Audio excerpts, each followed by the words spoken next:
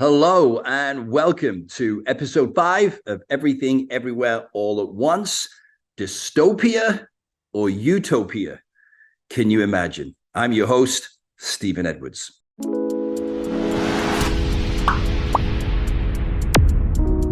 Okay, so at the end of episode 4, we were looking at how corporations are beginning to become more powerful and even challenging political leaders and even governments. We looked at how, the lawsuit between Ron DeSantis and Disney has erupted, and how Disney feel that they have their own dominion there. They have sovereignty and power over their own land, which is based on some agreements that were made when Disney first went to Florida. Another indication of how corporations are wielding more power and influence in the world as much as governments is the example of the Taiwan Manufacturing Company.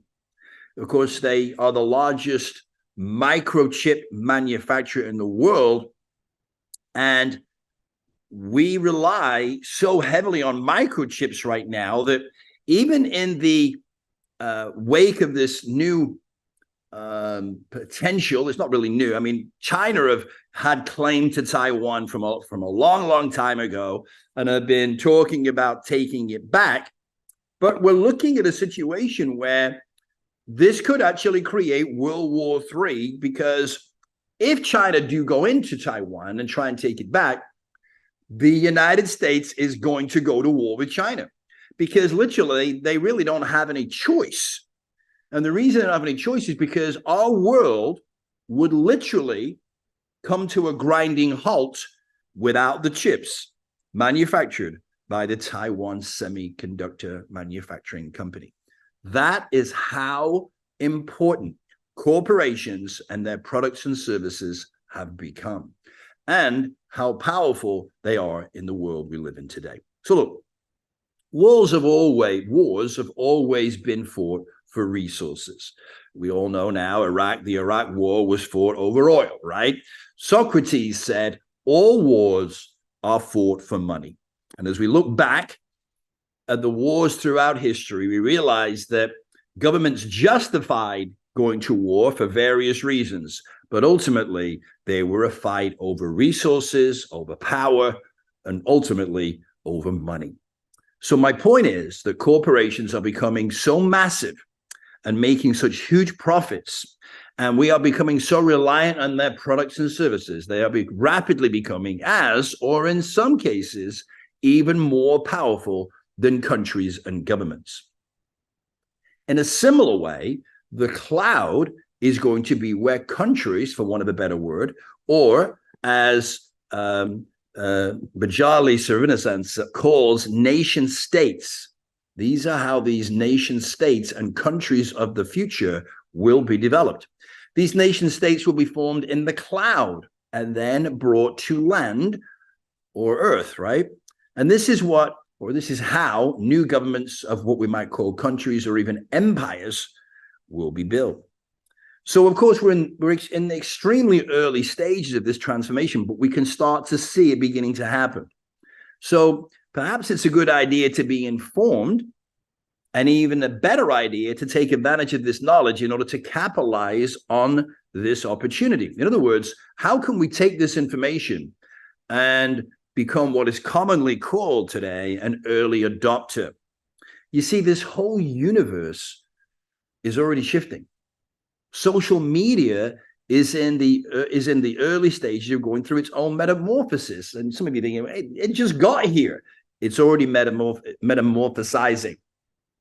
So this is a social media platform, so to speak, called Mastodon. And Mastodon is a free and open source software for running self-hosted social networking services. It has microblog. You're getting used to this terminology myself. It has microblogging features similar to Twitter, which are offered by a large number of independently run nodes known as instances. See, this is already creating its own language, each with its own code of conduct, terms of service, privacy policy, privacy options, and content moderation policies. Rules, regulations, policies, countries. So rules, laws, policies, agreements of use, and membership, just like countries. Each user is a member of a specific Mastodon instance, also called a server, which can interoperate as a, listen to this, federated social network, allowing users on different instances to interact with each other. This is also intended to give users the flexibility to select a node of whose policies they prefer, but keep access to a larger social network. In other words, which nation state do you want to live in? Do you want to be in? Which nation states or state has the values that align with yours and the people you want to hang out with or be around? Which nation state is governed in the way you want to see governance implemented? You see, we had no choice into which country we were born in. However, we are going to have a choice as to which nation state we become a citizen of. Mastodon is also part of the Fediverse, the Fediverse ensemble of computer servers, which use shared protocols, allowing users to interact with other users on computers running compatible software packages such as PeerTube, Friendica, and Lemmy. So Mastodon is crowdfunded and does not contain ads. So we're hearing new words and a new vocabulary around nation states. It's already becoming widely used. They are federated social networks, part of the Fediverse. I know. So this is a picture of a mastodon, or a picture of what a mastodon would have looked like, because they didn't have a lot of cameras around at that time. Pictures were in short supply. Anyway, the mastodon is a prehistoric elephant-like creature that existed about 10,000 years ago. It's chosen as the mascot because it is a symbol of strength, resilience, and community. So the actual mascot used by Mastodon, the decentralized social media platform, is a cartoon mastodon. The mastodon is depicted as a friendly and approachable creature. It has a big smile and a friendly wave. The mastodon is also depicted as being social and communicative. It is often shown interacting with other mastodons or with humans. The mastodon mascot is a reminder of the values of Mastodon, and these values include openness. Mastodon is an open source project, which means that anyone can contribute to its development. Decentralization. Mastodon is a decentralized platform, which means there is no central authority. Community. Mastodon is a community-driven platform, which means that it is built and maintained by its users. Free speech. Mastodon is a platform for free speech, which means that users are free to express their opinions without fear of censorship. The Mastodon mascot is a symbol of hope and possibility. It is a reminder that we can build a better future together, one that is more open, decentralized, and community-driven. Right now, it's estimated that there are currently over 2 million active users on Mastodon, which is nothing. Early stages, early adopters. So another interesting new social media platform is Blue Sky. And it's an initiative to develop a decentralized social network. So this word decentralized, demonetize, right?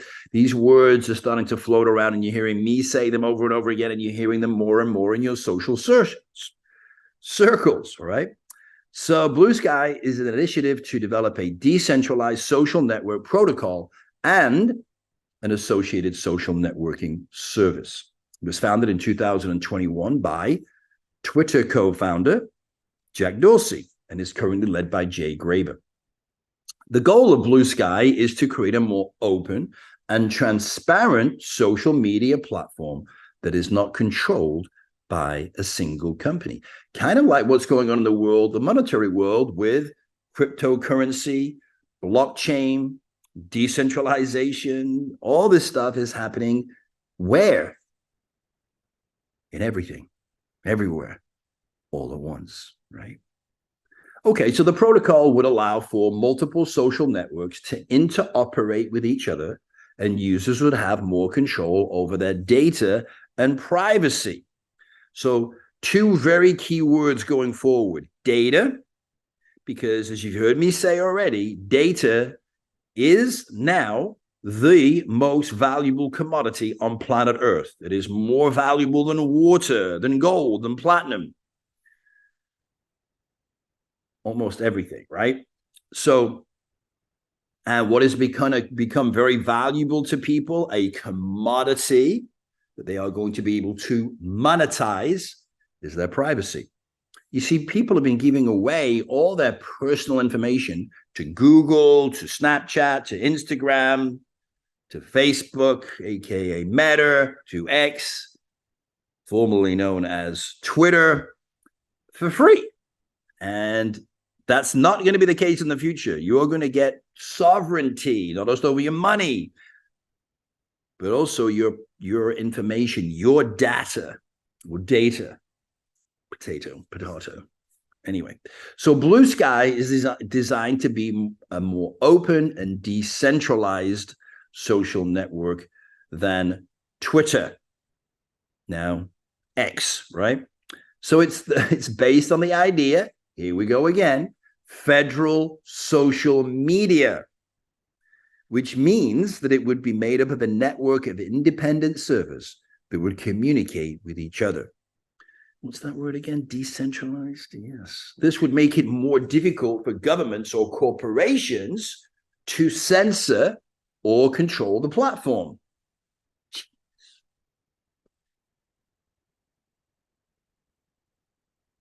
So Blue Sky is also designed to be more privacy focused than Twitter or X, right? Okay.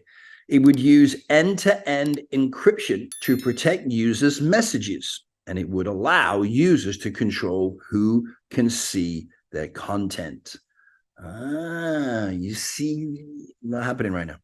Okay, so Blue Sky is still in the early stages of development, but it has potential to be a major social media platform. And it's backed by a number of prominent investors, including Twitter co-founder Jack Dorsey. It is also being developed by a team of experienced engineers and designers. Like anything, it faces some challenges going forward, and it's not clear how it will be able to compete with Twitter, X, which, of course, is a very well-established platform with a large user base. It's also not clear how it will be able to monetize its services yet, but it will. All right, so overall, Blue Sky is a promising project that has the potential to be a major social media platform. It's an early adopter of these philosophies that are up and coming. So could you start your own social media platform?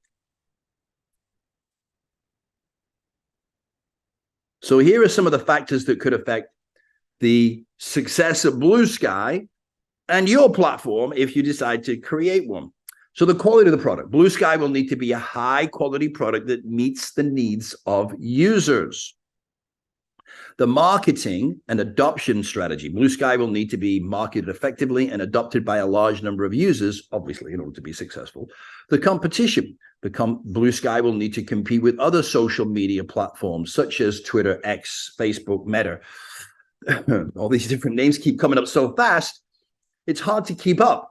So when you talk about these platforms, now you've got to use both names because some people don't even know they've changed yet. It's crazy. So the regulatory environment, if you want to say that in American. So Blue Sky will need to comply with the regulatory environment in the countries where it operates. And this is something that more and more companies are having to deal with, different rules and regulations in different countries, almost like living in America with the different states, right?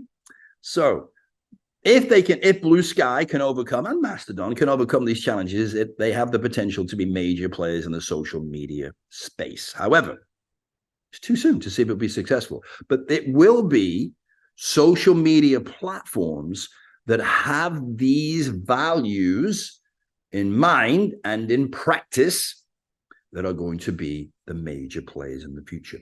Now, it could be Meta, it could be X, it could be Instagram, it could be all of them, but they're all going to adopt these philosophies in order to maintain their position, or status, and grow into this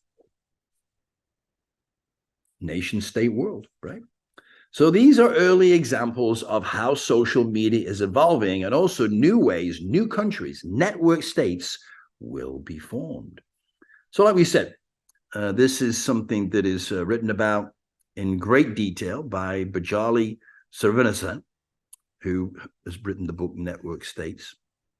It's, very early, and who knows if Mastodon or Blue Sky will ultimately be successful, but they, along with other better known social media platforms and platforms yet to be created, they are pioneers that will perhaps ultimately decentralize, democratize, and demonetize traditional government control and form massive global followings that will become new countries without borders in the traditional sense, but will yield tremendous power and influence. So listen, Linda, all of you who want to rule the world, this is how you're going to do it. I know you don't want to rule the world. That would be a big headache. All right. So now the world is coming together as nation states. This is what is starting to happen, right? And obviously, went the wrong way there, didn't I? We're going to become one world, one people, and we're all going to live happily ever after. Okay, that's maybe a little way off, right? But this will in turn give power back to the people. Now, not overnight and not tomorrow and not immediately. And it'll be a process, a transformation, kind of like the butterfly, from a caterpillar to a butterfly. Imaginal cells, you've heard that metaphor, right? If not, you will, because I'm going to share it with you later. But at least the people who are citizens of these communities or nation states are going to have a bigger say in what happens in the world going forward. Traditional pillars of power like governments and institutions and even corporations that benefit or exist because of the current antiquated and soon-to-be inoperable systems in place will not go down without a fight.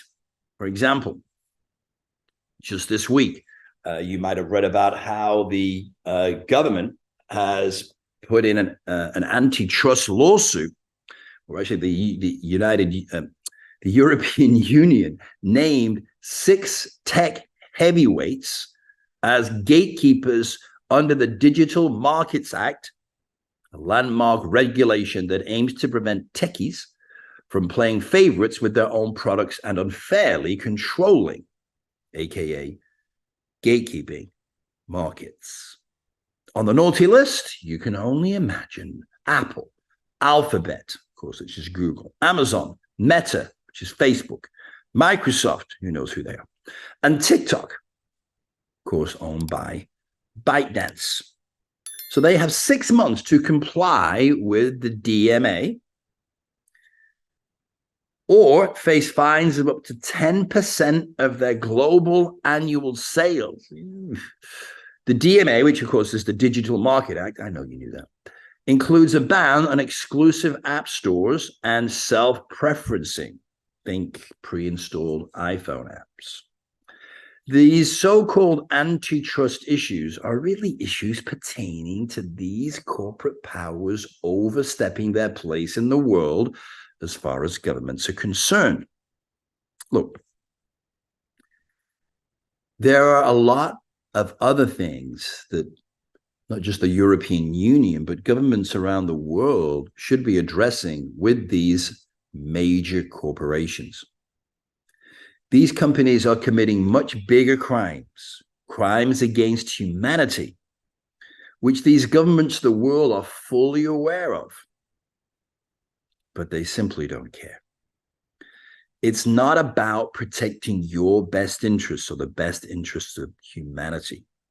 Look, crimes like slavery in the cobalt mines of the Congo. So the Congo has 70% or maybe more of the world's cobalt. And you say, well, that's rather interesting, but why do I care? Well, you care because every electrical product you own, your car, especially if it's electric, your cell phone, I know you have one, your computer, I know you have one, maybe your iPad, all of these things have cobalt in them. And these corporations are getting their cobalt from the Congo. Well, that's nice, Stephen. Why do I care? Well, you probably don't, but you should. Because the people that are mining that cobalt are slaves. They're making pennies or dollars a day, and they're digging it out with their bare hands. Thousands of them in pits. Their towns are being destroyed. Their communities are being destroyed, and they're slaves to cobalt mining. They have to dig deep into the ground to get these veins of cobalt. They don't have any equipment. These tunnels cave in with the people in them, and they die. So wouldn't that be something more important to look into than, wait a second, you are bundling your products onto your own applications and taking advantage of people? I don't know, but right? And another thing, ghost workers. What the heck is a ghost worker? Stephen, are you getting like really crazy woo-woo now again? So ghost workers are the people who are creating AI. Stephen, artificial intelligence creates itself. No, it doesn't. Right? There's human beings having to provide AI with the information. Things like photographs of what things are and explain it to the AI. Are you kidding? No, I'm not kidding. This is true, right? So all these companies are doing this, but what they're doing is they're getting outside companies to hire these people, not telling them initially who they're working for, and paying them per job as an independent contractor. And a lot of these people are making a few dollars an hour. Stephen, there is a minimum wage now. Hello? I know. That's for people who are employed. So you see, when laws come out that don't fit the parameters of what companies want, they find ways around it. And so there are millions of these ghost workers all over the world, some of them even here in America, that work these jobs that make little or no money, very often subsidized by money they're getting from the government in order to live. Now, I don't know. Is that something that we should look into and maybe get the corporations to give people a fair wage? Or stop having slaves working in cobalt mines that they will tell you, no, we have a policy that the cobalt that we use is not coming from any, it's garbage. It's just attorney speak, right? They're all doing it. So we're going to look more into these things. So, are we going to live in dystopia or utopia? Well, I guess it depends on which end of that stick you're at, right? So we going forward have to become more aware of what is going on. You have to watch this every week, everything everywhere all at once. So you stay informed. And just like we can create social networks that have immense power for us to live in an environment in a country without borders that supports our values, well, isn't it also our responsibility, our responsibility our ability to respond to hold the corporations whose products and services we give our attention to, our money to, our energy to the standards and values that we hold dear. Otherwise, we're being hypocritical, right? Okay, so my point here is that these crimes are going on while governments turn a blind eye. Why? Because they don't want to inhibit the profits of these companies, and nor do they care what they do or how they treat people who work for them. They just want to make sure that these companies know who the boss is, and for them to keep paying them either directly, right, via things like super PACs and lobbying, or taxation. So we'll be looking into these crimes, and they are crimes. They're crimes against humanity. Stephen, it's getting depressing. I know, but look, we have to look at things the way they are, and then we can make them the way we want them to be, right? But no, so if you're not being very positive, well, listen, the power of positive thinking has a place. But if you're standing in your kitchen, you're looking out of the window and you see a garden full of weeds, and you just stand there and you say, there are no weeds in my garden. There are no weeds in my garden. And you keep saying that over and over again. Where are the weeds?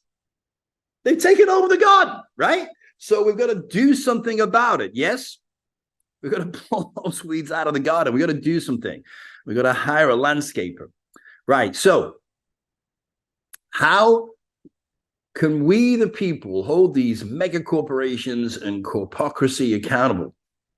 So while these games of thrones are playing out, which is what is happening, right, and has always been playing out, we also want to keep some of the useful parts of the current system in place as well, right? We don't want to throw the baby out with the bathwater. So there's a lot to unpack and unfold as this rapid, radical, revolutionary change occurs where? In everything, everywhere, all at once. So it'll be helpful to keep in mind that as the chaos and mayhem increases all around us, in everything, everywhere, all at once, that chaos and mayhem are all part of the breaking down and regrowth that is inevitable, and simply a part of, not apart from, nature. Our nature, the nature of the universe, the nature of the multiverse. So while things may appear to be out of order, everything, everywhere, all at once is in fact in perfect order. Except, of course, in our minds, which as we already discussed, are completely out of order. Kidding. Kind of. All right, so let's take a look here.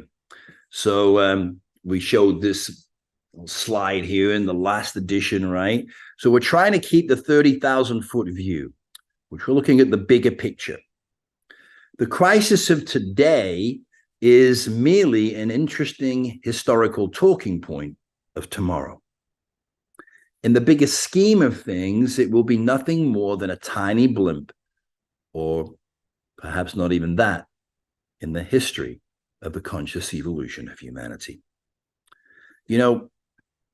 In his book, Don't Sweat the Small Stuff, and it's all small stuff, Richard Carlson says it very well, right? In the overall scheme of things, it's all small stuff. And Mark Twain once said, I've experienced many terrible things in my life, some of which actually happened. So the quote is often used to express the idea that life is full of challenges and hardships, but that it's important to find the humor even in the darkest of situations. The quote is also a reminder that we should not dwell on the negative aspects of our lives, but instead focus on the positive. Well, don't dwell on the negative. We have to recognize it and do something about it and see the positive opportunity or the silver lining in what is going on. Mark Twain himself was a master of finding the humor in life, even when things were tough. He once said, the human race has one really effective weapon, and that is laughter. And that quote is a reminder that we should all try to find the humor in life, even when things are tough. It's also a reminder that we should not take ourselves too seriously and that we should be able to laugh at ourselves. And that's so important going forward.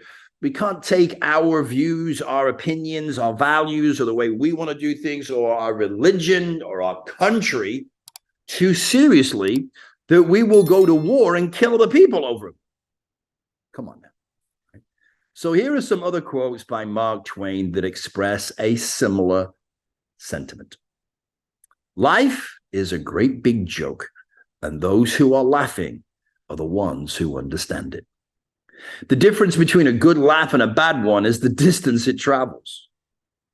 The more I learn about people, the more I like my dog.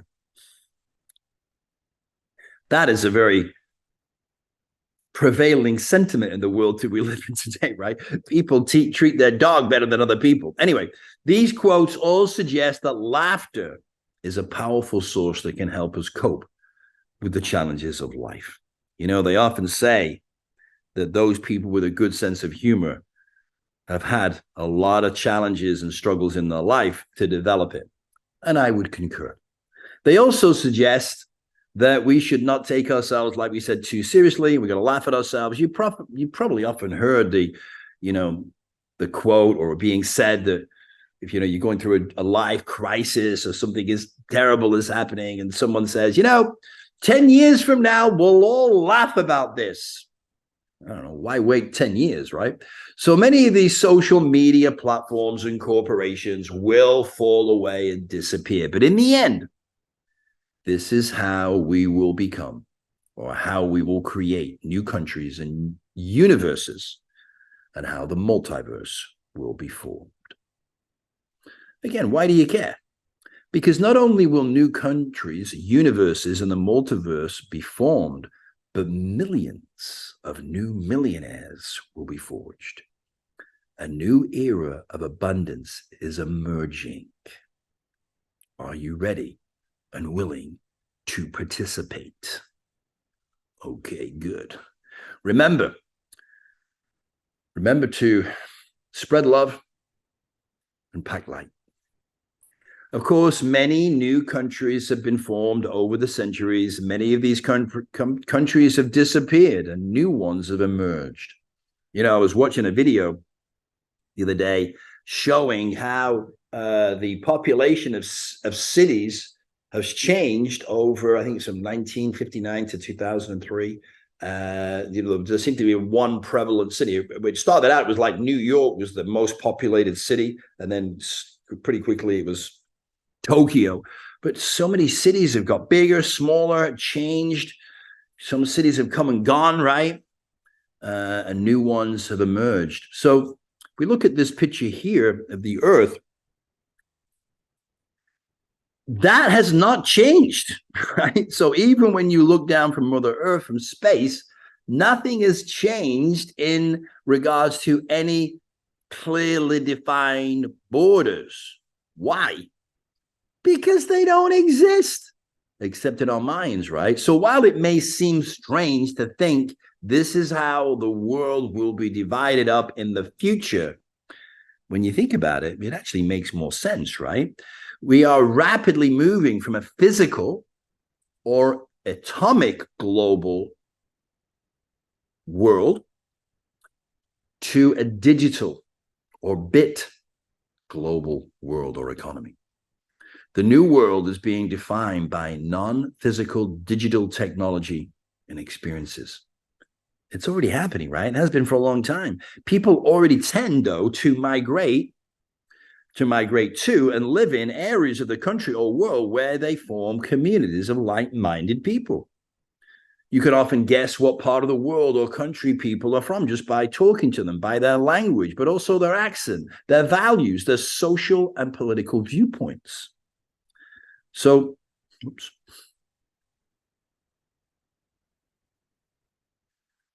we see here,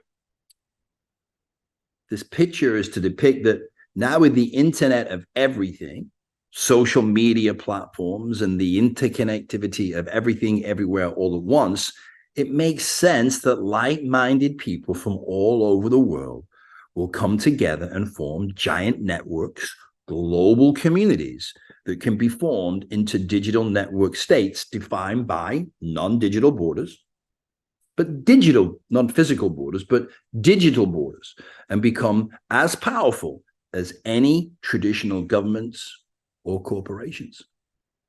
The whole concept of countries is all make-believe anyway. Okay, so in the book, The Future is Faster Than You Think, it explains that this will take some time, but not as long as you might think. Because remember, the future is faster than you think. Look, it will be chaotic, cause all kinds of mayhem. It will get messy. Some of these network states, of course, will fail. Some of them will become corrupt and cause all kinds of havoc. But in the end, things will stabilize into a new order and a new world order. The system of countries with borders in the traditional sense is falling away. Right now, this is all happening relatively slowly, but just as, quantum physics, artificial intelligence have been around a long time, they have suddenly reached critical mass and are exploding into our lives and our world. And the same thing will occur with the breaking down of the borders in countries and governments.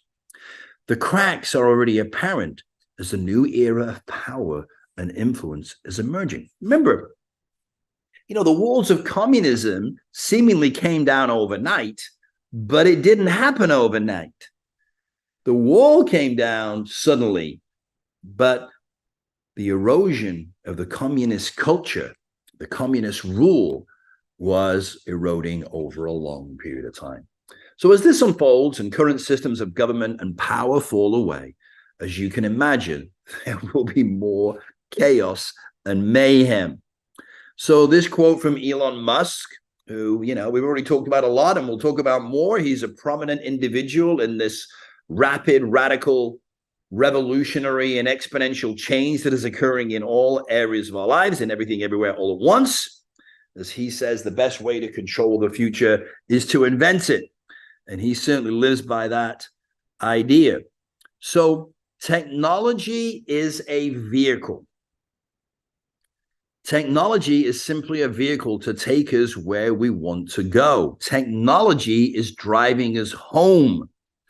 Now, we're going to talk about where home is in a minute. Now, there is a very good chance that we might take what may seem like wrong turns along the way.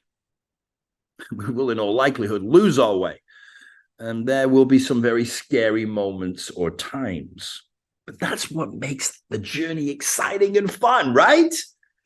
Yes. So get on board. You don't even need to stow your tray table or put your seat back into the upright position. It won't help anyway. So sit back and relax. You're flying as an MVP member. Remember, right? Mission, vision, purpose, right? You are on a mission to create your vision and fulfill your purpose, right? Mission, vision, purpose. We're going to talk about this a lot more, and we're going to do an exercise to create that. But I want you to be thinking about, what are you here to do? What are you here to accomplish? What does it look like? You're going to envision it. And why is it important to you and other people, right? So I think I mentioned doing mission, vision, and purpose before, but I'm going to do a whole session on it later, right? So your MVP is the driving force of your life. Without it, you'll wither and die. That is how vitally important it is. So just living to survive kills us. The stress, right? Not that having a mission, vision, purpose doesn't mean you'll have stress. You will, but it'll be a different kind of stress. There's distress and eustress, right? So I'll share some very radical, revolutionary medical information and everything everywhere all at once. But also, look, without your mission, vision, and purpose, it won't save you or add quality to your years, right? Now, let me ask you a question. Did you see the movie The Wizard of Oz? If not, go watch it immediately. Okay, kidding. So remember in the movie how at the beginning of the movie, Dorothy gets swept away by a cyclone, right? And this is Dorothy with something happened to her eye. I don't know what happened, okay? That's not part of the story. But it might seem that technology has swept us off our feet, right? Just like the cyclone that picked up Dorothy and her house in the infamous 1939 movie, The Wizard of Oz. Now, Dorothy did not ask to be picked up by the cyclone, unless that's in the part of the book that I didn't read. But anyway, nonetheless, she had to face the strange new reality she found herself in. She famously remarked to her faithful dog, I don't think we're in Kansas anymore, Toto. Well, look, we are not in Kansas or wherever we were just a short time ago anymore. We're in a whole new world, a whole new reality that we're struggling to make sense of and come to terms with in order to get where we want to go. Where do we ultimately want to go? Why, the Emerald City, of course, to see the wonderful Wizard of Oz. So we can get where? Home. Where is home? Where the heart is. How do we find our way home? Why? You just follow the yellow brick road, of course. This is all very abstract, Stephen. Well, there's no doubt that we are experiencing a lot of uncertainty, chaos, and at times complete mayhem in everything, everywhere, all at once already. So the question on everything, everywhere, all at once mind is, are we going to hell in a handbasket, or are we in the process of creating a whole new, better world? Will this new world, this new multiverse, be a dystopian world or utopian world? Well, that all depends. You see, if we follow the yellow brick road, which is paved with our heart and intuition, then we can reach the Emerald City, the green Garden of Eden. Or if we stray off the yellow brick road, off the path of our nature that nature has laid out for us, then we could create a very different world. So are we creating a utopian world or a dystopian world? And the answer, of course, is yes. What? Look, there's no doubt that these new technologies, particularly artificial intelligence and quantum computers, which we're going to take a deep dive into both of these powerful, revolutionary, globally transformative technologies in later episodes of Everything, Everywhere, All at Once, both have the power to help us create a utopian or dystopian future. So Mustafa Suleyman, who is one of the founders of DeepMind, the company that created the AI program AlphaGo that made history in 2016 for defeating, which is English for defeating, Lee Sedol, a professional Go player. Professional what? Go, it's a game. An old game. So AlphaGo is a significant achievement in the field of artificial intelligence, which is what I was getting at. So the game Go is over 4,000 years old and is considered to be one of the most complex games in the world. I thought that was chess. No, it's Go. Anyway, it shows that AI can be used to develop programs that are capable of playing complex games at superhuman level. So suffice to say, Mustafa has a wealth of understanding and wisdom regarding AI, which was my point, right? So he has come out with a book called The Coming Wave: Technology, Power, the 21st Century's Greatest Dilemma, which was just published here in September of 2023. And the book explores the potential impact of artificial intelligence on society, both positive and negative. At the end of the book, Mustafa writes, ultimately, human beings may no longer be the primary planetary drivers as we have become accustomed to being. He goes on to say, we are going to live in an epoch where the majority of our daily interactions are not with other people, but with the AIs. So AI, we think of artificial intelligence as one thing. But just like there are different types of cars that do different particular jobs, right? This is just coming off the fly, by the way. So there are going to be different AIs that do different things and specialize in certain areas, right?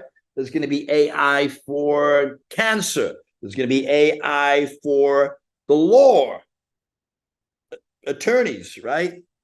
So are they going to replace all the doctors and attorneys? Yes, maybe. Probably not. They're probably going to be what doctors and attorneys use, which means a lot of the assistance that they currently have, for example, in the legal profession, paralegals, probably won't be required anymore. But here's the bottom line. I keep saying I'm not going to say that, but I do. So like me, Mustafa believes that the metaverse is already here. We've heard about this metaverse, and then Facebook had all these people to help build the metaverse, and now they've let all those people go, or a lot of them go, and blah, blah, blah. The metaverse is already here. It's been here a while. He writes, we're already living in the multiverse. He said, think about how many hours a day you spend looking at a screen, whether it's a phone or an iPad, a desktop computer, versus how much time you spend looking into the eyes of your friends and loved ones. He said, to me, we're already there in a way. This is a world that we kind of already in. People have been talking about the metaverse, metaverses, the metaverse, and the mischaracterization of the metaverse was that it was over there, right? Or maybe it was over there. It was over somewhere, right?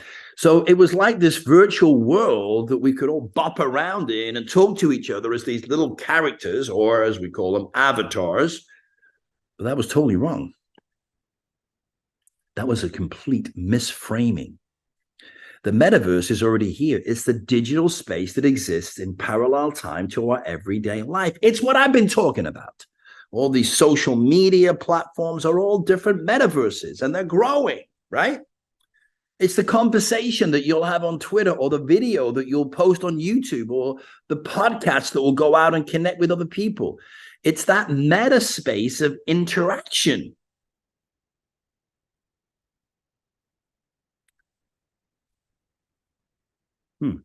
It's not just that space over there that people seem to point to.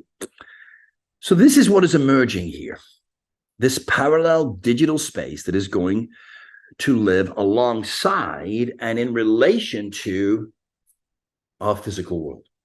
Or, yes, the multiverse. So this is exactly what I've been saying and what Everything Everywhere All at Once is all about. So I'm not the only one.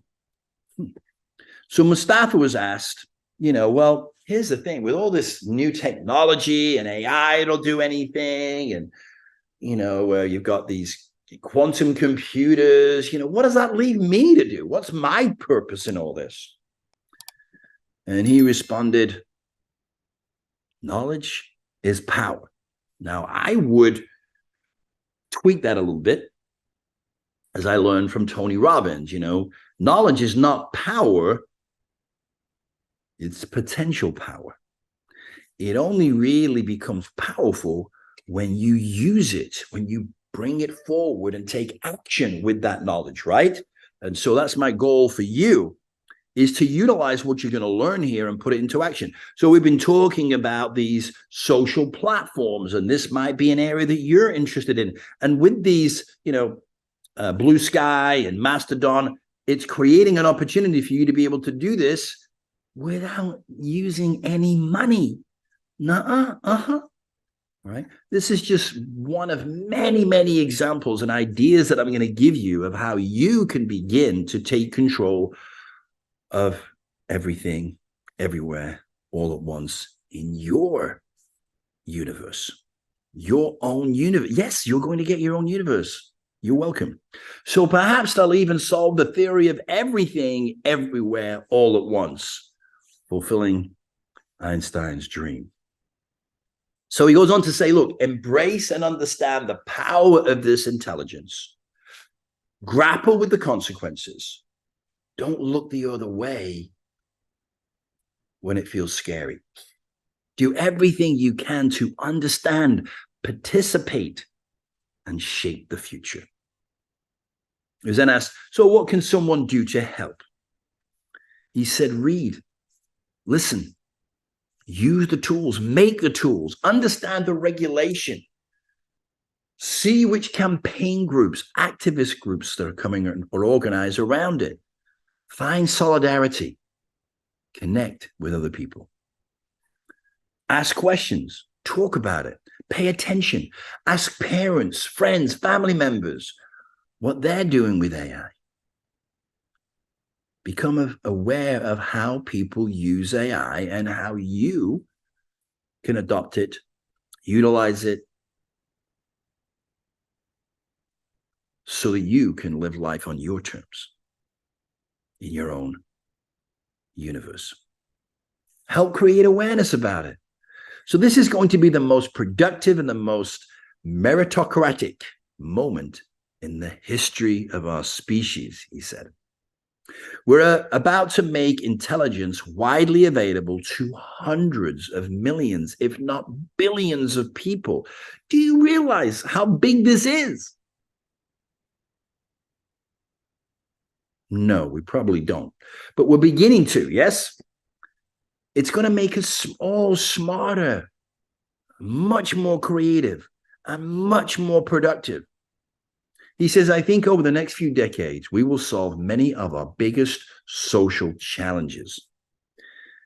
I really believe we are going to reduce the cost of energy production, storage, and distribution to zero marginal cost. We are going to reduce the cost of making healthy food and make that widely available to everybody. He said, I think the same trajectory with healthcare, transportation, education. I think that ends up producing radical abundance over a 30-year period. And he was asked, well, look, in a world of radical abundance, what do I do with my day? He said, that's another profound question. And believe me, that is a good problem to have, right? He said, well, look, we'll create other opportunities to quest. There are plenty of unintended consequences to what is about to occur. We will need to hold each other accountable and to push each other to inspire and motivate each other and keep each other accountable and honest, just like these huge corporations that we love their products and services. But maybe we have to make sure that we question their methodology when it goes outside the bounds of our values and takes advantage of human beings, makes them slaves or ghost workers, for example. We'll look at other consequences or things that are happening that they're trying to hide from us. But, everything done in darkness eventually comes to light. No, I didn't make that up either. Anyway, so we will find and create struggles and challenges. There'll be those who lose their way, some who will choose what we might think is the wrong way or no way. Yes, our faith will be tested. We're heading towards a world where we can liberate people from the shackles of work unless they really want to. So how will people generate income? Good question. So you've heard of UBI, Universal Basic Income, right? And Mustafa has long been an advocate of it. Not a check every month, he believes, but he believes that we will reduce the costs of basic goods so people are not as dependent on income. So imagine if you had free energy and food. You could use that free energy to grow your own food.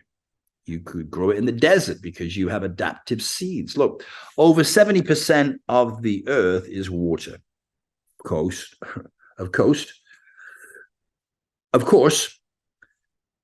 most of the water is salt water, and we can't drink it because we would shrivel and die. Well, that used to be true. However, we already have the technology for desalination, don't we? Desalination technology has the potential to revolutionize the global water supply. It could make it possible to drink the salt water in our oceans, which would provide a virtually limitless source of fresh water. This would be especially beneficial for arid regions that are facing water storage shortages, which is almost every city in the world, right? You've heard of zero water days, right? Where originally in South Africa, in Cape Town, and then in Miami, where they were so many days away from having zero water, and how the cities needed to conserve the water that they had in order to not run out. I know, it sounds crazy. Look it up, all right? So desalination could be used to provide fresh water for disaster relief efforts. For example, if a hurricane or other natural disaster damages a community's water supply. Desalination could be used to provide fresh water for drinking, bathing, and cooking. Desalination could be used to produce water for agriculture and industry. This would help to reduce demand for freshwater resources, which, as we all know, are already under pressure in many parts of the world. Now, there are some drawbacks to desalination. They can be, the plants can be expensive to build and operate. They also produce a brine, which is a byproduct, not a byproduct, but a byproduct, which is even saltier than the salt water and can be harmful to marine life if not disposed of properly. But overall, desalination technology has the potential to provide, obviously, many benefits. It could make it possible to drink the salt water in our oceans, provide fresh water for disaster relief efforts, and produce water for the agriculture industry. All right, so here are some specific ways in which the ability to drink salt water in the oceans could impact society. Provide fresh water to people in arid regions. We've already talked about that. Improve food security. Could be used to produce water for agriculture. Increase food production. Improve food security. Reduce conflict over water resources, which happens all over the world. New economic opportunities in design, construction, and operation of desalination plants. All right, it's not perfect, but it's a huge game changer, right? Now, it's all in early stages, as with most of this stuff, but it's coming. All right, so these technologies change the structure of cities and the entire structure of nations. It means that we can live in quite different ways for extended periods without contact with any kind of center. So look, power is not just access to knowledge, it's about access to these tools which will allow you to take control of your life and destiny, and your life. In other words, it can allow you to create meaning and purpose in the way you might envision. Mission, vision, purpose. So Mystique says, look, this is an incredibly creative time. And that's what success looks like to me. Then he's asked, well, what about failure? He said, well, failure would be not achieving a world of radical abundance. More important, it would be about a failure to contain. And what he means by that is, look, as this technology is being put forth into the world, it can be used in extremely positive ways, and it also could be used in extremely negative ways, right? I mean, we could use it to destroy ourselves, even if we have good intentions. We already know the military are picking up on this, right? And every country in the world is rushing in a race, the human race, towards self-destruction. Yeah. And who's gonna, which country's gonna say, well, we're not gonna do it, so that all these other countries can do it? It's not gonna happen, right? So the genie's out of the bottle. So now we have to think about how we're gonna contain this, because that's just countries. Just countries, it's countries. But what else, what other organizations or even individuals that can take this incredibly powerful technology, artificial intelligence, and use it to disrupt our world, right? It's already been happening. It was already happening with social media, wasn't it? Right? So right now, we've got this issue where the genie is out of the bottle, isn't it? We ain't getting that genie back in the bottle. No one's going to say, you know what, I think you're right. I'm just going to stop. I'm not going to use AI. I'm going to let everybody else have it. It's not going to happen, right? So this failure to contain would lead to mass proliferation of incredible power. And people who had really bad intentions will potentially use that power to cause harm to others. In this networked global world, a tiny group of people who wish to deliberately cause harm are going to have access to tools that can instantly, very quickly, have large-scale impact on many, many other people. And that's the challenge of proliferation, is preventing those bad actors from getting access to the means to completely destabilize our world.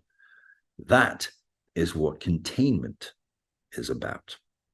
So this idea of containment is a lot more complex than it sounds. Like I said, how do you contain a genie that has already left the bottle? This is going to be one of the biggest challenges we face as humanity. This past week, the World Artificial Intelligence Conference, the WAIC of 2023, was held in Shanghai, China from September the 9th to 11th of 2023.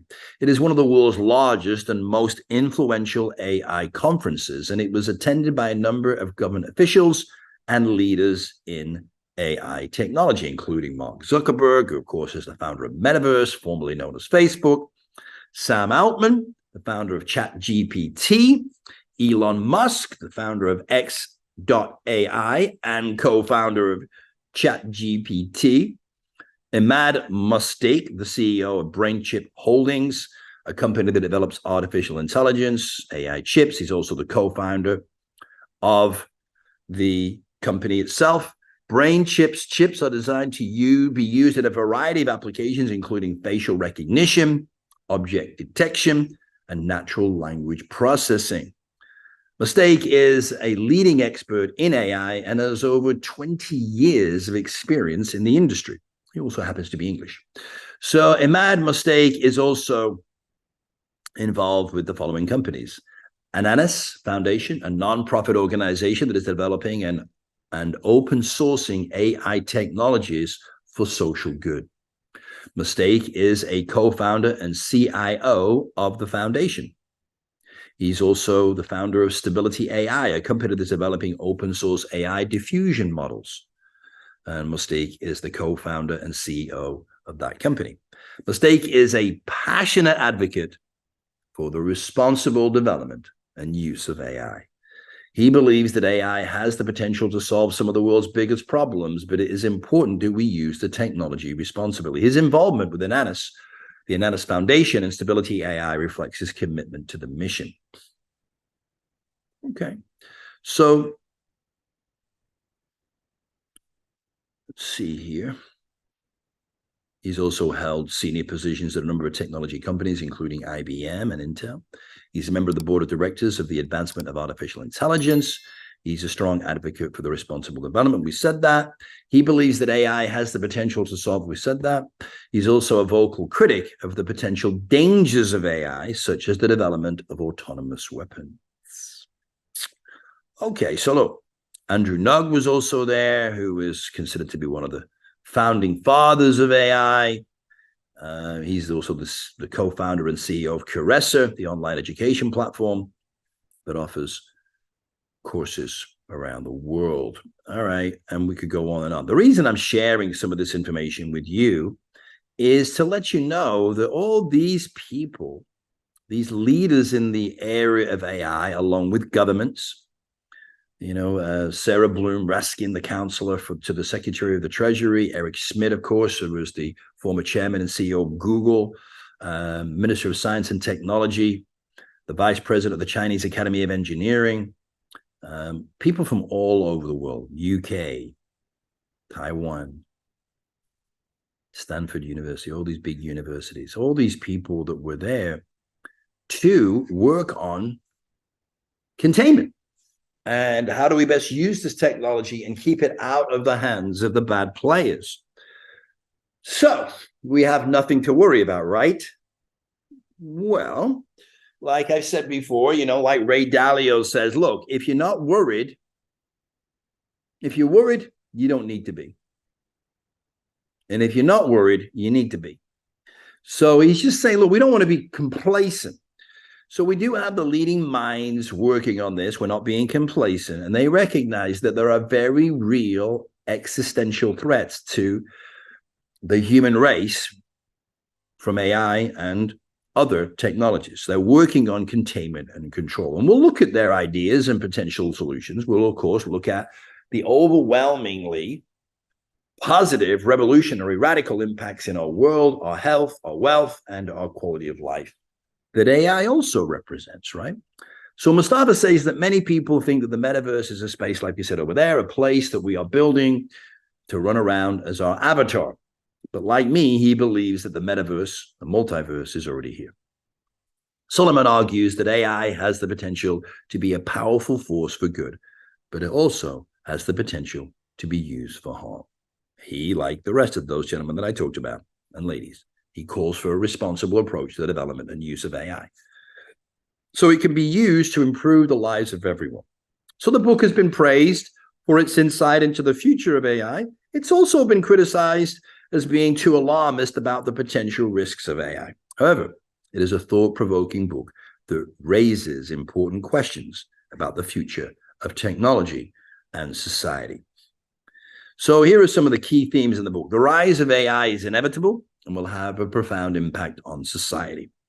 AI has the potential to solve some of the biggest problems in the world, such as climate change and poverty. However, AI also has the potential to be used for harm, such as creating autonomous weapons or mass surveillance systems, as we're seeing starting to emerge in certain countries around the world.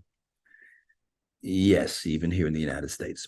All right, so he's an advocate for the containment of AI. Unlike many other books about AI that talk about the existential threat of AI, but they offer no solutions. In this book, Mustafa does offer 10 ways to contain AI. So number one is build AI systems that are aligned with human values. This means ensuring that AI systems are designed to be beneficial to humanity, and they do not violate our core values such as fairness, justice, and privacy, just like we don't break those rules. Okay. Number two, make AI systems transparent and accountable. This means ensuring that we can understand how AI systems work, as we all do, right? And that we can learn and hold them responsible for their actions.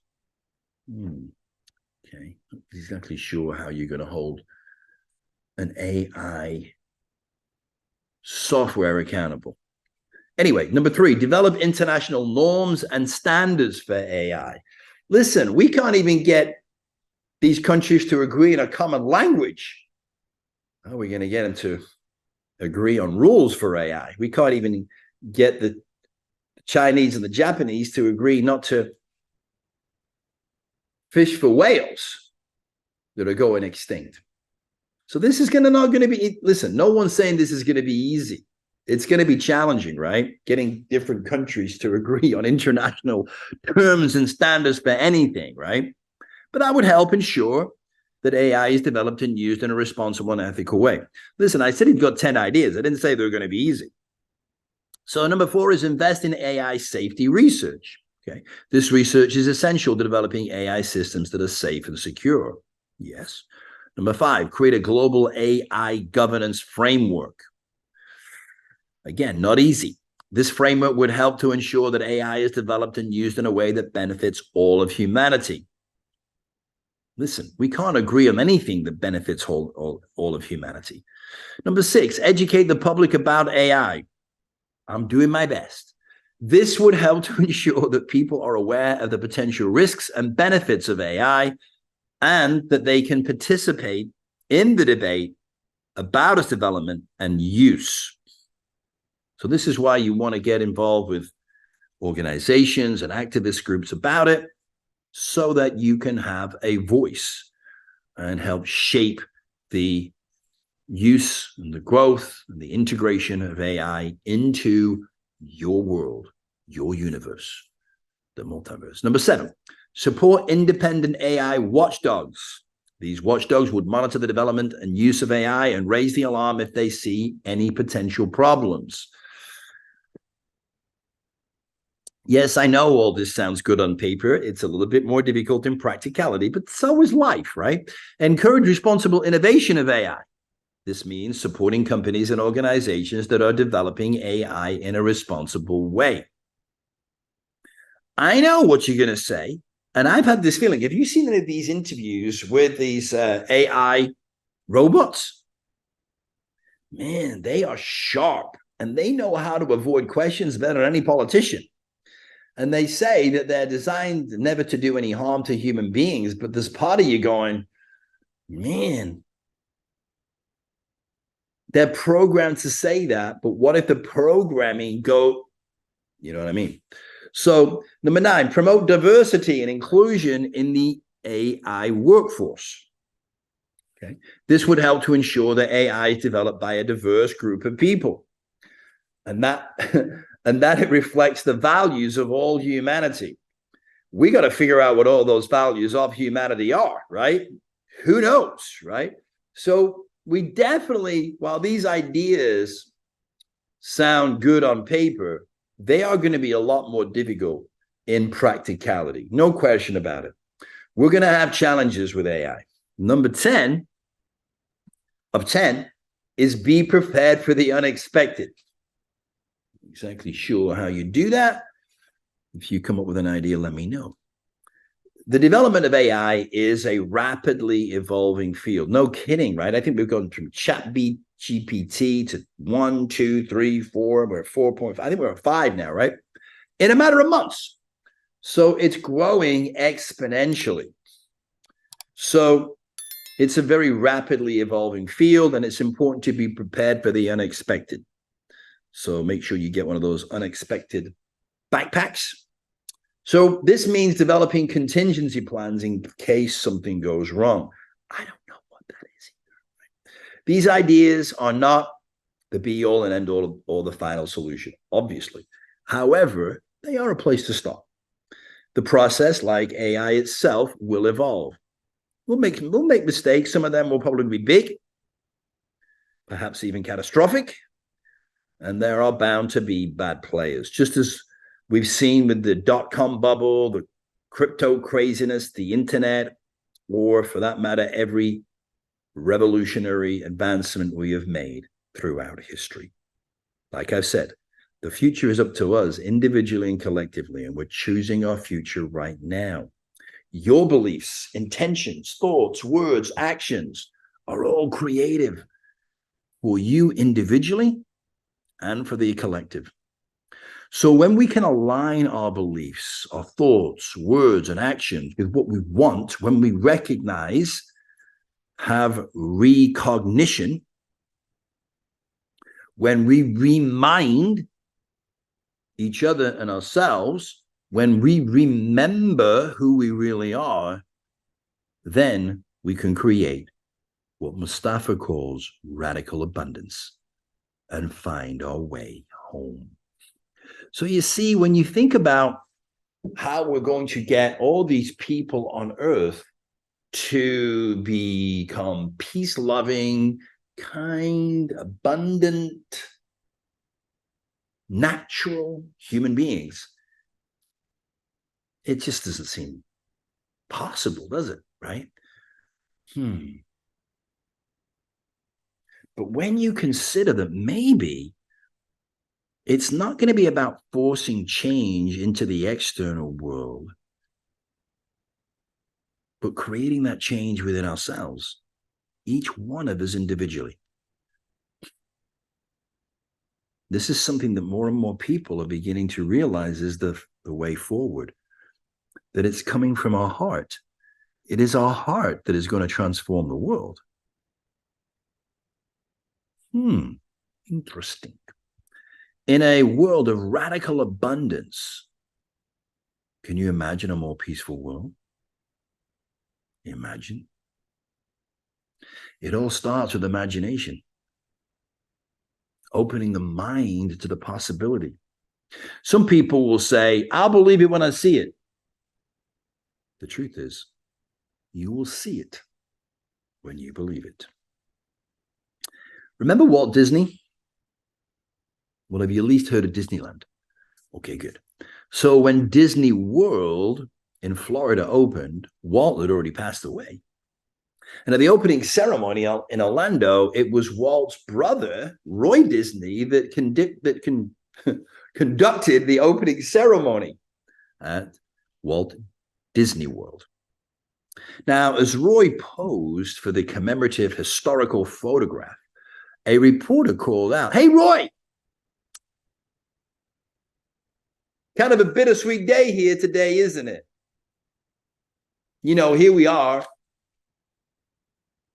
opening Disney World, and Walt isn't here to see it." And Roy looked out at the reporter and he said, "Walt saw it. That's why you're seeing it here today."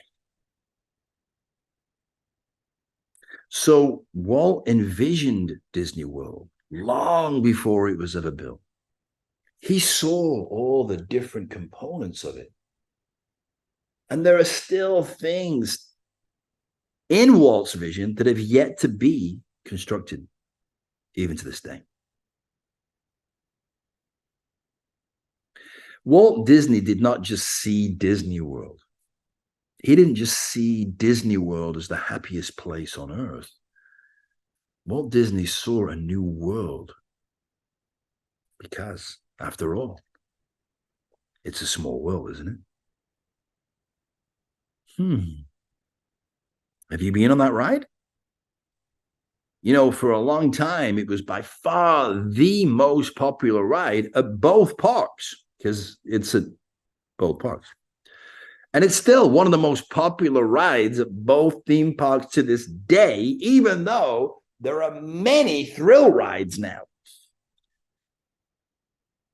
But It's a Small World is far more than just a ride. It has changed the consciousness of humanity, which was Walt's intention in the first place when he bought the ride at the Chicago Fair. What? I know, it sounds crazy, but let me walk you through the genius of the ride. So first of all, he puts you on a boat so you can't get off, right? And then the boat goes really slowly, doesn't it, right? To kind of just calm you down, right? And then you hear that song, don't you? But it's kind of in the distance. And you're like, is that a song? Yeah. And you have to tune in. What's the song? It's a small world after all. It's a small world. I know you're not gonna be able to forget that song for days now. You're thinking, Stephen, you should not have reminded me of that. I'm not going to be able to get that song out of my head. Thank you very much. Because the song is purposefully written at a cadence that sticks in your mind. So now you're riding on this boat that's going slow, and we almost sometimes feel like you're going backwards, but you're not, you're going forward. And then you go through a gap, remember? Right? And you're looking around, and then you look up to the right. What? You look up to the right. And that accesses the left side of the brain. The visual processing center is in the left hemisphere of your brain. This is because the optic nerve from your right eye crosses over to the left hemisphere of your brain and vice versa. This is where we're also screwed up. But this means that the left hemisphere of your brain is responsible for processing information from the right side of your visual field. The visual processing center in the brain is responsible for a variety of tasks, including, but not limited to, detecting and recognizing objects and faces determining the distance and location of objects, tracking moving objects, interpreting visual information. When you look up to the right, you may be accessing your visual processing center to look at something that is in the upper right corner of your visual field, such as a bird flying in the sky or a sign on the building. Try to remember something that you have seen, such as a face of a friend or the layout of a room. Or visualize something that you are trying to imagine, such as a scene from a book or a picture in your head, or a picture of a friendly person from a different culture or part of the world. Now, it's important to note that the brain is a complex organ, and there's still a lot to know about how it works. However, we do know that the visual processing center is an important part of the brain, which is English for brain, that is responsible for helping us to see and understand the world around us. Walt wanted those children to imagine a world full of different cultures that were their friends and friendly figures depicting all the cultures of the world, putting into the hearts and minds of young children that people from other cultures are their friends, knowing that those children would one day grow up and become you. A more integrated and accepting society. Walt was preparing us for the future we live in today. He saw it. He downloaded it because that vision was given unto him. And now we got to dig in and find out what your vision is that you were given, that you are here to create. All right. So perhaps what he envisioned when he saw the happiest place on earth was perhaps actually heaven on earth. You know, John and Yoko saw it, right? Didn't they? I think so too.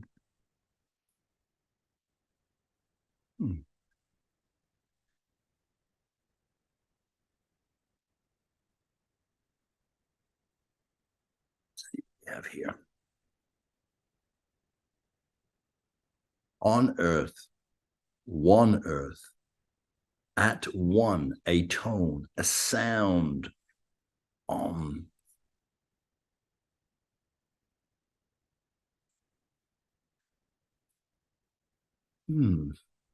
well, they saw it, and that is why you will have not only the opportunity to see it, but to live it.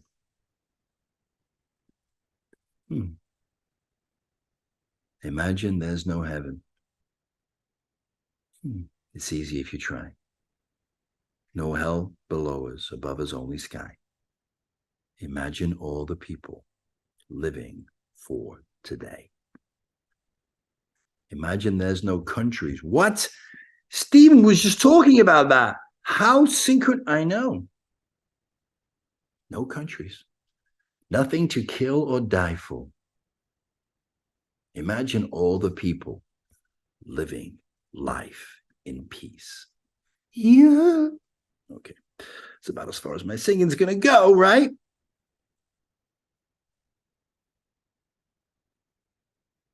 You may say I'm a dreamer, but I'm not the only one. I hope someday you'll join us and the world will be at one. A tone at one. We've talked about vibration, haven't we? We're going to talk more about that. I know. Imagine no possessions. No need for greed or hunger. A brotherhood or sisterhood. Imagine all the people sharing all the world. I know it sounds crazy, right? But what if it could be? You may say a dreamer, but I'm not the only one. So, as Albert Einstein said, we can't solve the problems by using the same thinking we use to create them. And the Hopi said, there is a river flowing now very fast. It is so great and swift that there are those who will be afraid. They will try to hold on to the shore. They will feel they are being pulled apart and will suffer greatly. Understand that the river knows its destination. The elders say we must let go of the shore. Push off into the middle of the river. Keep our eyes open and our heads above the water. And I say, see who is there with you. Hold fast to them and celebrate. At this time in history, we are to take nothing personally, least of all ourselves. For the moment we do, our spiritual growth and journey comes to an end. The time of the lone wolf is over. Gather yourselves.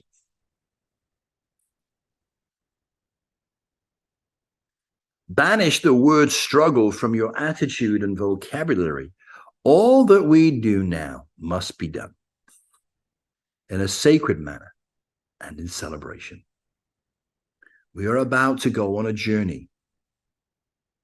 We are the ones we have been waiting for.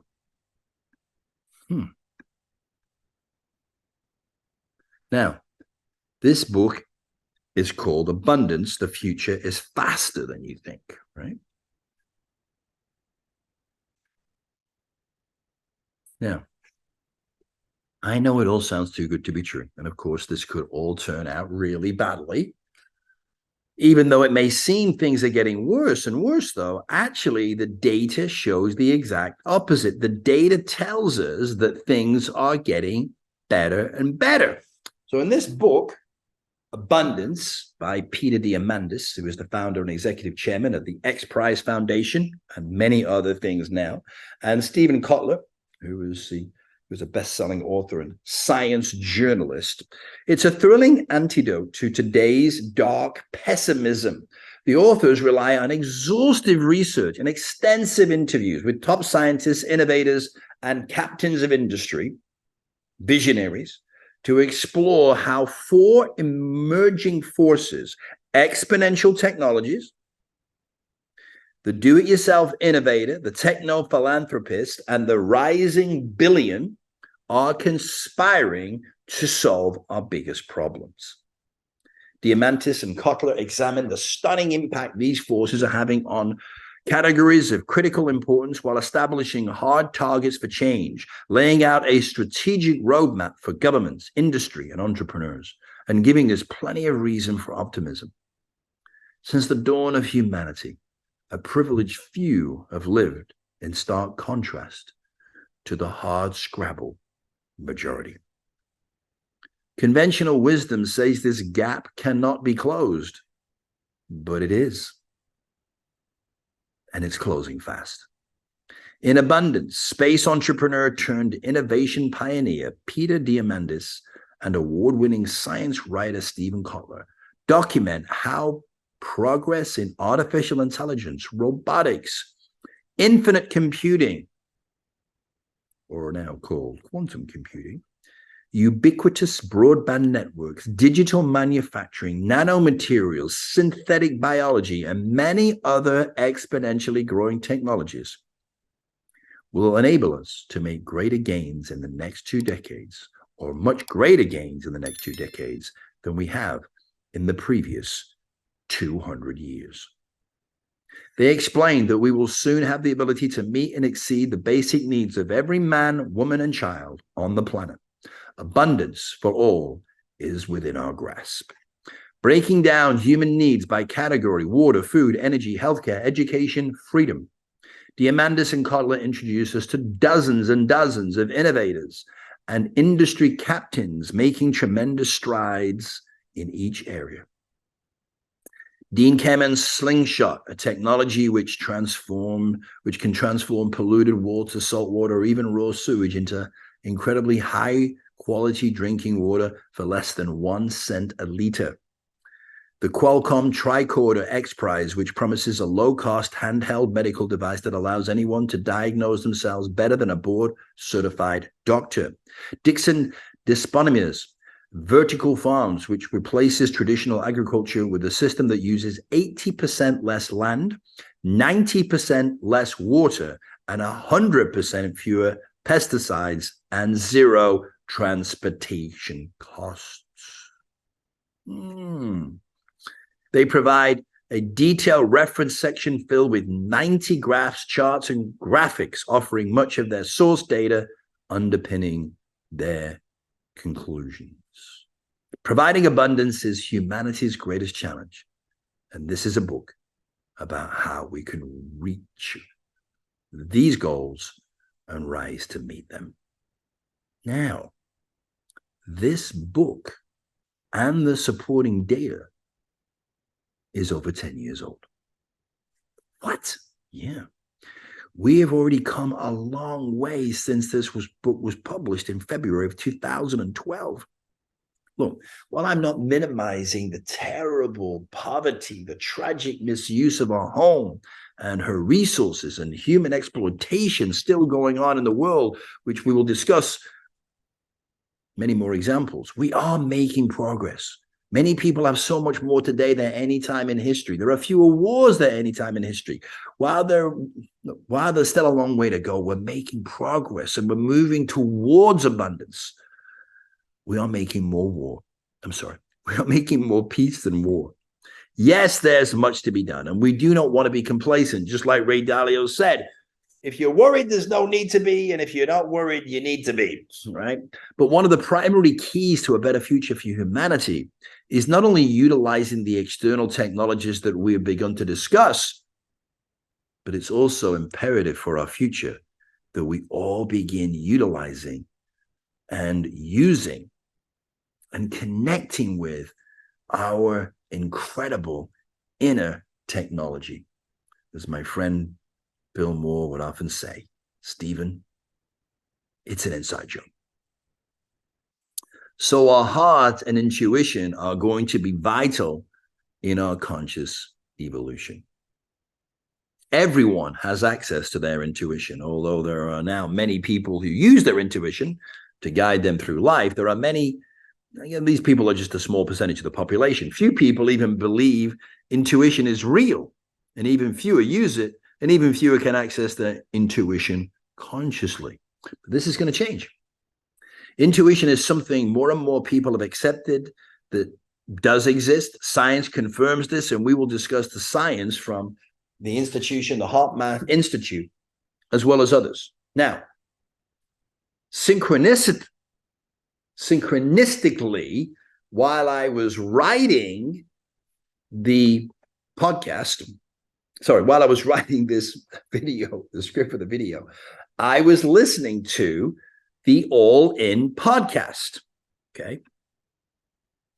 So the All In podcast, these are the founders. There are 4 founders of the All In podcast. Jason Calacanis. He's an entrepreneur and venture capitalist who founded Launch, a website that helps entrepreneurs launch their startups. He also founded Calacanis Media, which owns the All In podcast. Chamath Palihapitiya. He is an entrepreneur and venture capitalist who founded Social Capital, a venture capitalist firm that invests in technology companies. He's also a former executive at Facebook and at AOL.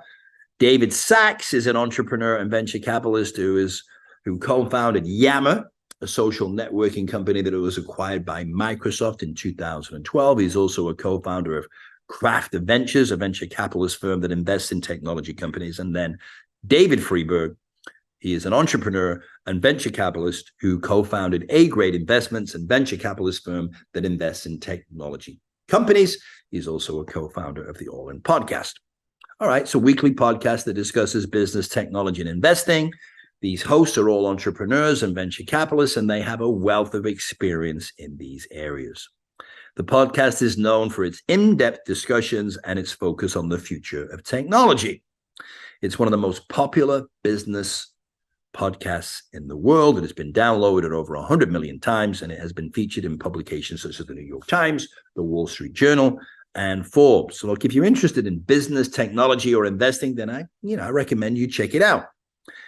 It's a great way to learn from some of the brightest minds in the industry. Now, I was not intending mentioning this podcast. However, synchronistically, as very often happens, as I was writing with the All In podcast playing in the background, I was listening to episode 143, where it talks about NVIDIA smashes earnings, ARM walks the plank, the mergers and acquisition market, and it also was talking about how Vivek Ramaswamy did in the GOP debate. But here's an example of how synchronicity and intuition seem to align when our intentions are aligned with our higher good, our purpose, passion, or as I call it, our MVP. So as I was listening, David Friedberg said, just as I was writing this part, I do not have any scientific facts to back this up, but my intuition tells me, and he went on to explain what his intuition was telling him. Intuition is becoming an accepted ability, even with the wealthiest visionaries and influencers in our society. Okay, now a week later, I know I don't write very fast. A week later, I'm still writing this. And I'm going back through reading and I'm listening to the following week's edition of the All In podcast, right? Podcast 145, which is an interview with Governor and presidential candidate Chris Christie. At one point in the discussion, the interview, Chamath Palihapitiya, not easy to say, he just asked Chris Christie a question. Chris, you are a very effective prosecutor. You were a very effective prosecutor. And a good part of that is having a good intuition. Yeah. So I'm just going to ask you, your intuition, how much waste do you think there is in the military-industrial complex? Chris Christie replied, my intuition tells me it is significant. Now, I'm not getting into the political point of the question. I'm getting into saying it's just matter of fact. You know, you're a good prosecutor, so that means you've got a good intuition. So based on your intuition, what do you think about this? And then Chris Christie simply responds, not shocked or, well, what do you mean by intuition? He said, my intuition tells me. Hello. It's just part of how we make decisions. Now, intuition has become an accepted tool to make decisions and form opinions in politics and business. Look, there was a study about entrepreneurship in Australia that asked entrepreneurs how much they relied on their intuition. The study, which was conducted by the University of Melbourne, found that entrepreneurs rely on their intuition more than they do on rational thought. What? I know. The study surveyed 100 entrepreneurs in Australia and asked them about their decision-making processes. The results showed that entrepreneurs make decisions based on their gut feelings more often than they do data and analysis. The study's authors believe that this is because entrepreneurs are faced with situations where there is no clear right or wrong answer. Remember I told you about the story about Elon Musk? In these situations, they need to rely on their intuition to make decisions. The study's findings suggest that intuition is an important skill for entrepreneurs. If you're thinking about starting your own business, it is important to develop your intuition so that you can make sound decisions in the face of uncertainty. Now, that's something we need to do in all areas of our lives, right? So here are some tips for developing your intuition. Pay attention to your gut feelings. When you're faced with a decision, take some time to reflect on your gut feelings. What are you feeling? What are you sensing? Get in touch with your emotions. Emotions can provide valuable insights into your intuition. Another thing that a lot of people do is just put their hand on their heart, right? So when you say gut, it's really here in your heart, right? Trust your heart. What is your heart telling you? If your heart is telling you something, it's important to trust it. Even if you cannot explain why you feel the way you do, it's important to follow your intuition. Now, developing your intuition takes time and practice, like anything, right? Most likely you'll misinterpret and make what may seem like terrible mistakes. Perhaps they're not. Perhaps it was supposed to happen, but it will be a process. However, it's a valuable skill that can help you make better, more sound decisions in all areas of your life, as well as business. And we will see our intuition in collaboration with our heart will become the primary mode of making decisions in all areas of our lives. The transformation of the world, of the planet, will be driven by our hearts. Like the ancients said, live from the heart, speak from the heart. If something is true, it will be heartfelt because you'll be speaking from your heart, and people will feel that because the frequency, the vibration of the sound that you make will resonate with their heart. I know, it's crazy. So the sooner you start practicing and honing your ability to utilize your intuition, the sooner your life will become less stressful. How will it feel to be able to make better decisions? Live your life in the flow, to do less and have more. Exactly. As we have already discussed, our thoughts are extremely powerful. They have the power to create and or destroy. Metaphors, beliefs magnify the power and impact of our thoughts, as does our imagination. So when we remind ourselves that every thought is a prayer, when we practice meditation and practice training our mind to focus on our intentions, on our vision, what we desire of the Father, we can manifest our desires, visions, and goals more easily. Father, far is the sound of creation. The sound of creating our vision, our dream. Whatever we focus on. Om. Om. Om is the combined sound of the universe, right? The sound of creation. Okay, so that was just what we went through about intuition.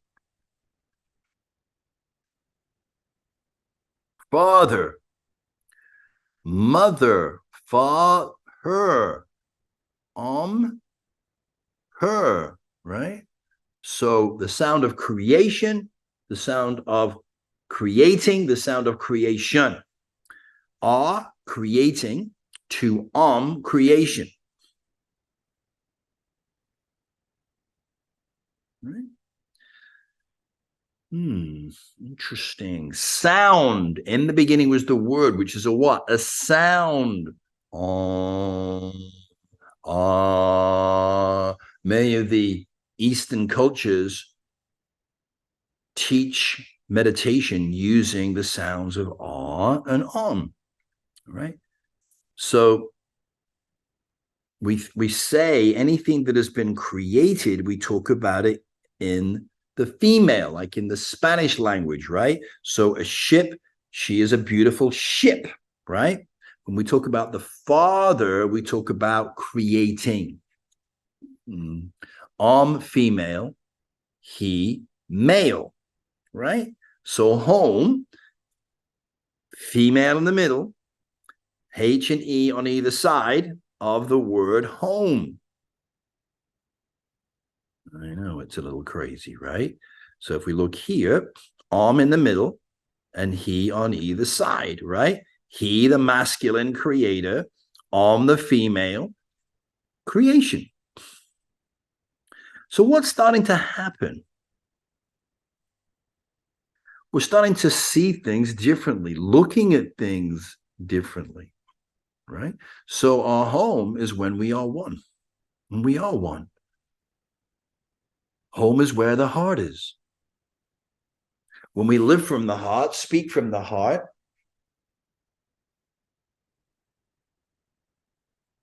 we are connecting, remembering, reminding, having recognition.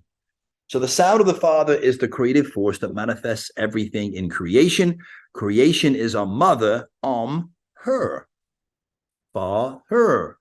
So two sounds of our parents, father and mother. Mom, backwards and forwards in a circle. The circle of life. Like Earth is a circle.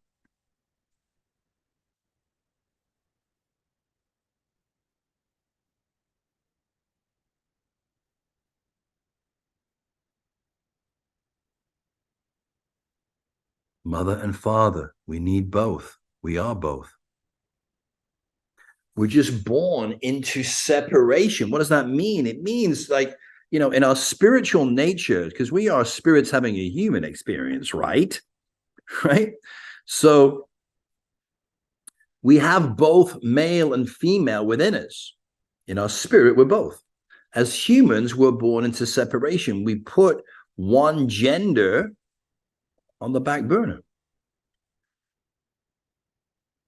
So we have a gender. I know. It's all just looking at things differently.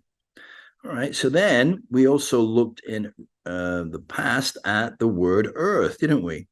And how if we write the word earth over and over again, what do we start to see? What? I know. That we are the earth, our heart, and the word earth is the word heart, just one letter moved, right? But if we take and we make a circle out of that word, it spells the word heart, right? So when we remember that we are one, when we can adopt the belief, conviction, and then the faith that we are creating our dream, peace on earth, heaven on earth, and that our heart is our home. Imagine that. No, really, imagine that. Frequently, with frequency, with your vibration. Make it your current focus, electrical current. You are electrical in nature, right? Now look at the words that are formed. We just break them apart a little bit. Ear, listen, Linda. Hear the art, that which is created. This is all an art form. Be in your heart. Where your hearth? Where is the hearth? It's the center of the home. And where's the center of your home? In your heart. Now, I didn't make that up. Have you ever thought or said, I'm like a magnet for these things that happen?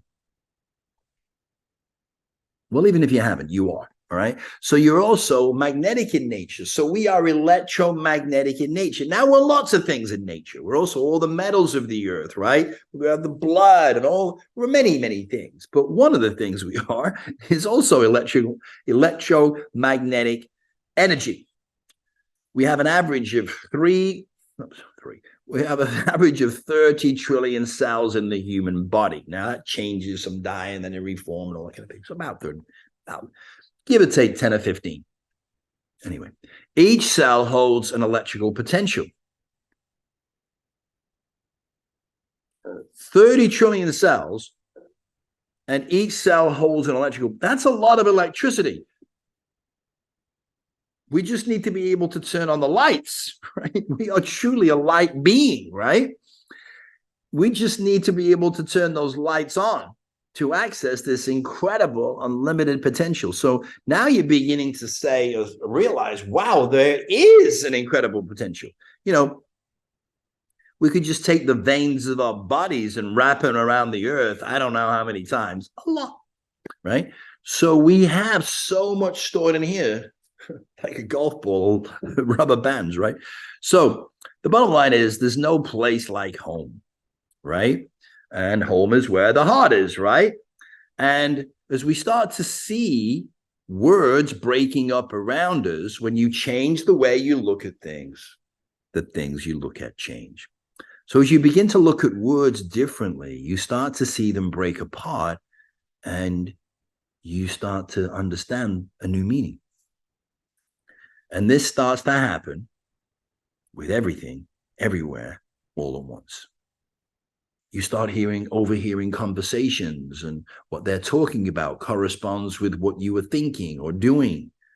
You start to overhear TV commercials, and as you're reading books or listening to the radio, the songs on the radio, and everything everywhere all at once begins to interact with you. It's like your hearing changes range. Suddenly you become aware of background conversations or a song on TV, and what you hear is very synchronistic. You hear the same word you're about to say or write. It can be scary. It can be overwhelming, and it can totally freak you out. It can actually drive you crazy, or at least make you think you're crazy, and certainly make other people think you're crazy. Just know it's part of the process. You are evolving, becoming more aware. You're waking up, becoming more enlightened. That doesn't mean you are better than anyone. You are simply waking up. Many people have chose to wake up at a different point of their experience. But rest assured, every part of the one is some of the one. And they are all fully enlightened in their natural state. They are choosing to be in a state of forgetfulness. So honor that. They are choosing to be in the state of forgetfulness so that they can have experiences that they could not have in a fully awakened or enlightened state. Do not tamper with them. Imagine going back 300 years in time and trying to explain to the people that lived then how we live today. They would call you a heretic and probably burn you at the stake, and quite rightly so. You would be meddling in their experiences and their process. The same thing applies to people who are choosing to be in a state of forgetfulness right now. If you try to force your new awareness upon them, they might hurt you. Honor their choice and process and let them be. Your need to convince others is a reflection of your own doubt. Now, nothing wrong with sharing things with the people, and if they reject it, you don't have to fight, argue with them. Let it be. So we need to trust, have faith that God has got this. You can share your ideas and wisdom, but don't become a zealot or a fanatic or just annoying. You don't need to save the world. That is already taken care of. Your faith will be tested. We are already manifesting and attracting everything, everywhere, all at once. You've heard of the law of attraction, right? I'm sure you watched The Secret many years ago. While waking up to our potential, we are remembering who we really are. We're in the process of fulfilling the promise we made to ourselves, just like the Hopi said. Our will be done on earth as it is in heaven. Our Father, who art in heaven, hallowed be thy name. That vibration. Words, spoken, vibration, creation, life. Life, an acronym for love is forever. Oh, I like that. Thy kingdom, come, C-O-M-E, in the middle. Dumb. Thine will be done, D1. You are D1. When we change the way we look at things, the things we look at change. So that quote that you see there is from Wayne Dyer. And of course, he was known for many incredible books and talks and seminars. The Power of Intention, one of his books, sold over 30 million copies worldwide. In the book, Wayne argued that our thoughts and beliefs have a powerful influence on our reality. We accept that as being obvious today, but when he was saying it, people thought he was crazy. And he said that if we want to change our lives, we need to be able to change the way we think about everything. The quote, change the way you look at things, the things you look at change, is a reminder that we have the power to choose how we see the world. If we want to experience more happiness, success, and love, we just need to change our perspective because it's already there. Get out of town. Okay. So here are some tips for changing the way you look at things. Pay attention to your thoughts. What are you thinking about most of the time? Are your thoughts positive or negative? Challenge your negative thoughts. Remember what I told you. The truth is not afraid to be questioned. So question it. The truth wants you to question it. Why? Because the truth knows that if you have doubts, then they lead to fear. And fear just traps you. So ask yourself, is it really true? Is there another way to look at this situation? Focus on the good. It doesn't mean don't be aware of the fact that the house is burning down and don't not put water on it to put it out. But then let's move on. Let's not talk about it for 3 days. Like you see on TV, they found something that's going on that's terrible and they just show it over and over again, right? Like they did with 9/11. That's why people have got so these vivid images in their head. Not that it wasn't tragic, but you get my point. So make a conscious effort to focus on the positive things in your life. Be grateful. We have so much to be grateful for. Make a list, a gratitude list. Take some time each day to express gratitude for the good things in your life. Listen to your heart, your intuition. Let them guide you. Notice synchronicities around you. Do not discount them. You're in the flow, aligning with the energy of life. You'll begin to realize, see with your real eyes, your heart and intuition, that every moment is synchronistic. It will take a minute to adjust to that realization.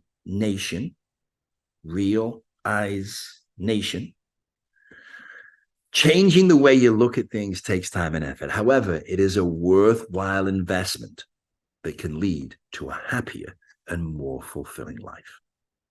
So look, we've discussed how every thought is actually a prayer, right?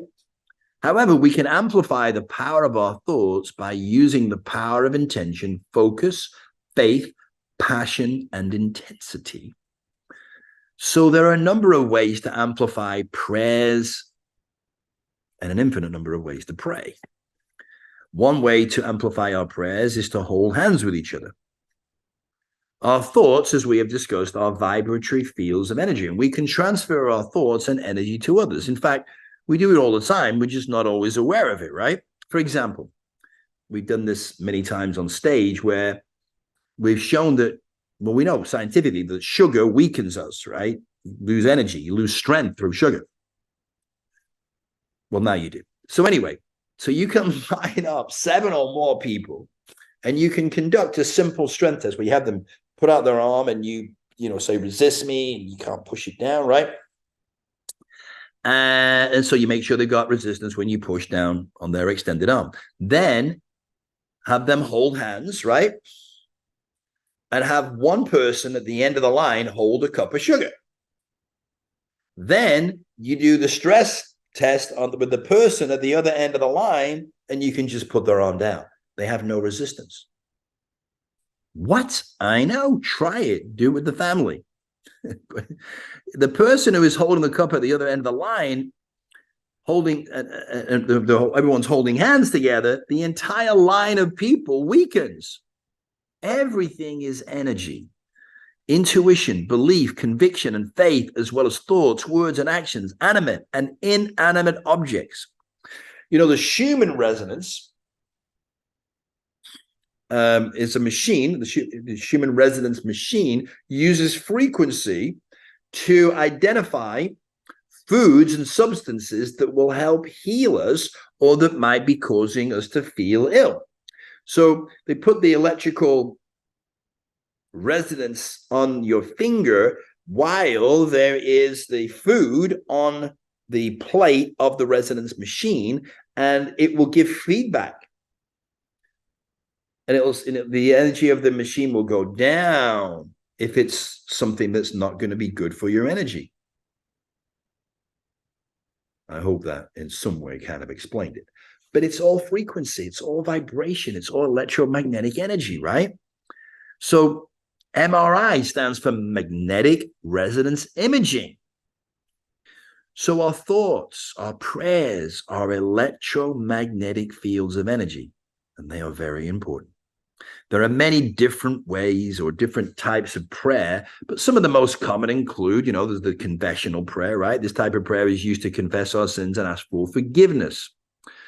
So this is vital because once we can own our mistakes, when we can take responsibility, our ability to respond rather than deny, rather than be in denial, we can transcend our transgressions. We can forgive ourselves. And if we can forgive ourselves, then we can forgive those who we believe have trespassed against us. Because when we forgive our love and understanding, because we realize with compassion that they did not do it to us. They did it for us. Huh? What is a sin? In Old English, it's S-Y-N-N. In Hebrew, it's chatter, Aramaic hob. But it means is miss the mark. A transgression is an act of violating a law or rule. Wrongdoing is an act that is morally wrongful or harmful. So it could be a flaw, a defect or imperfection. Error, a mistake or deviation from the truth. And the truth is this: any idea, thought, belief, words, or actions that promote the idea that we are separate from each other is an illusion. It's not the truth. The truth is we are all one. We're all part of a big soup. Now, you might say, well, there's nothing here. Well, yes, if you move your hand, what do you notice? You feel the molecules of air, right? So there's never nothing there. There's just different types of matter. But really, as we said before, nothing really matters. All right, we'll get at that later. So we're born into this idea of separation, but it's an illusion. Like we said, the male and female exist within us. There's the day and the night, the right and the wrong. There's judgment. There's winners and losers. There's the Democrat, the Republican. Fools. My team, your team, my country, your country, Muslim, Christian, Jewish, whatever, right? There are wars, there are borders, there's what's mine and what's yours. But in nature's laws, there's only unity. You don't own anything, and neither do I. Man's laws all create separation, right? All right, so another type of prayer is the intercessory prayer. This type of prayer is used to pray for others, their needs and their well-being. That's good too, right? Petitionary prayer. This type of prayer is used to ask God for specific things such as healing, guidance, or protection. Now, be careful what you pray for because you're going to get it. Huh? Well, look, if you ask for courage, what are you going to get? Well, you're going to find yourself in a situation where you will have the opportunity to demonstrate courage. Otherwise, how would you experience courage? All right. All right. So you see, everything you need is already within you. It is already. Right? You have it already. You just got to put it into use. All right. So then there's the Thanksgiving prayer. This type of prayer is used to express gratitude to God for all that God has done. It's a long prayer. All right, but look, just going back to this, what we're talking about, everything is already within you. So, and I use the word God, that's just the term that I use. I don't think that God really cares what name we provide God with, or even if we say we believe in God. But the bottom line is you believe that you are here. You believe that there is nature and God is our nature. Anyway, the bottom line is this. I'm just using that word, right? And if you believe in God or higher power, right, then why would God or this higher power send us down here without at least first giving us everything we're going to need, right? I mean, do you send your kids to school going, listen, I don't know, maybe figure it out when you get there? You're going to give them what they need, right? So we came here packing everything we're ever going to need. Everything that we'll ever need is within us. So then if we ask God for something that we already have, then the only thing that can happen is God provides us with the environment, the situations, the people that we need to demonstrate that which we already have that we're asking for, so God can show us, you already got it. There's nothing more for me to give you.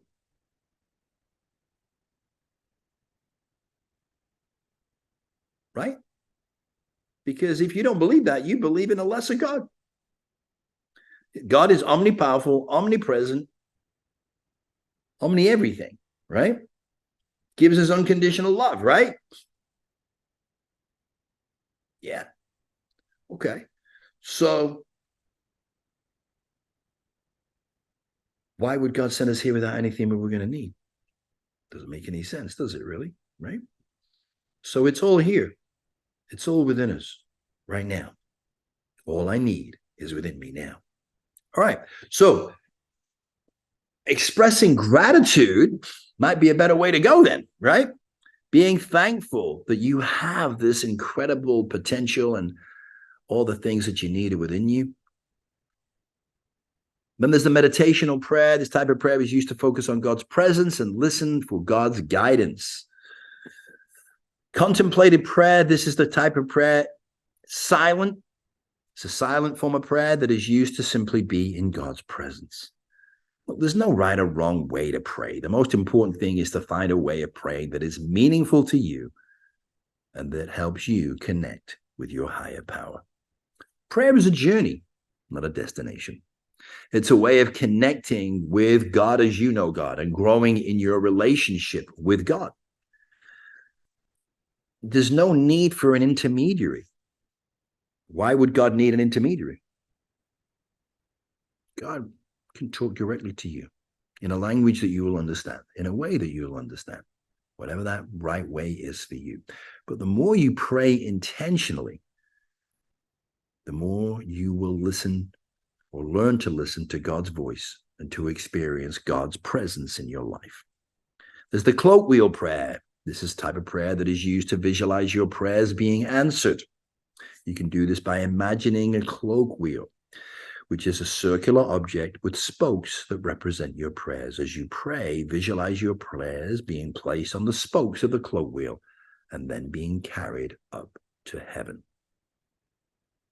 And there's a dancing prayer. The what? I know. The dancing prayer. This type of prayer is used to express your faith and joy through movement.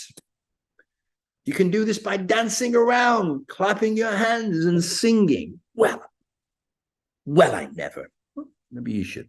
Dancing prayer can be a great way to connect with your body and to express your emotions to God. The art prayer. This type of prayer is used to express your faith and creativity through art. Remember, earth, heart, art. You can do this by painting, drawing, sculpting, which is English for sculpting, or writing. Art prayer can be a great way to connect with your inner child. We talked about that last time. If you didn't watch it, go back and watch it now. And to express your unique relationship with God. And you have a unique relationship with God. How do I know? Because I'm psychic. No, because there's only one of you. And who has been with you through the whole thing? No, not your brother, your sister, your mama, your dad, but God, right? Your mom and sister weren't there all the time, hopefully. Okay, so art can be a great way to connect with your inner child and to express your unique relation with God. Then there's the nature prayer. This type of prayer is used to connect with God through the natural world. You can do this by going for a walk in nature, sitting by a river, or looking up at the stars and remembering that you are the universe and everything in it. Okay, so the nature's prayer can be a great way to feel God's presence all around you. Then there's the music prayer.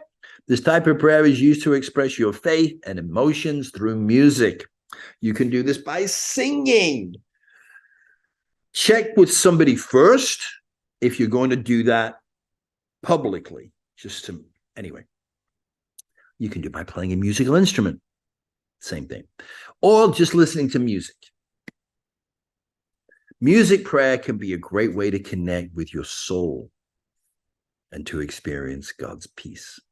So obviously, there are many other types of prayer, and the best way to find out what works for you is to experiment and see what feels right in your heart and intuition. Prayer is a personal journey, and there is no right or wrong way to do it. And hopefully, just by sharing some of those types of prayers, it opens your mind up to, finding your own unique way of expressing your love, appreciation, and gratitude to God and yourself. There are so many other types of prayer, all right? You've got the breath prayer, right? You just used to focus on God's presence by repeating a short phrase on each exhale. For example, you could repeat the phrase, peace be with me. Whatever you want. Scripture prayer, based, meditate on a scripture, passage of scripture. Ask for understanding. Journaling prayer. This is a way to just journal your thoughts and feelings to God by writing them down in a journal. You can write about anything that's on your mind, and you can ask God to help you understand the process, or how to process your thoughts and feelings. The walking prayer. This can be done open eye, closed eye. If you're going to do closed eyes, be careful where you're going. All right. And it's just used to connect with God by walking in nature. You can walk slowly and deliberately, praying or paying attention to your surroundings and to God's presence in nature. You can also pray as you walk or simply listen to God's voice. Again, just a few examples that can help you to connect with God. The Lord's Prayer is a Christian prayer that is widely used by Christians all around the world. And I think most people have heard it and probably even recited it. It's believed to have been taught by Jesus of Nazareth to his disciples. The Lord's Prayer is a model prayer that teaches us how to pray to God. It's divided into 5 petitions. Number 1, hallowed be thy name. This petition asks God to be glorified and honored. Number 2, thy kingdom come, thy will be done on earth as it is in heaven. This petition asks God to establish her kingdom on earth and to have her will done in all things. Number 3, give us our daily bread. This petition asks God for our daily physical needs. Number 4, and forgive us our trespasses as we forgive those who trespass against us. Forgiveness is the path to love. God is love. We must forgive ourselves and each other to find our way home. So this seems like a good time maybe to share some sultry with you. So sultry, as we know, is poetry of the heart, right? And sometimes I write this automatically, and sometimes I do give cognitive thought to it. And this piece of sultry was part of my process of forgiving myself. You see, only by forgiving ourselves are we capable of fully forgiving those who we might think have trespassed against us. So take a moment here to take a deep breath. Put your hand on your heart. Just gently close your eyes and make sure your feet are on the ground. Your legs are uncrossed.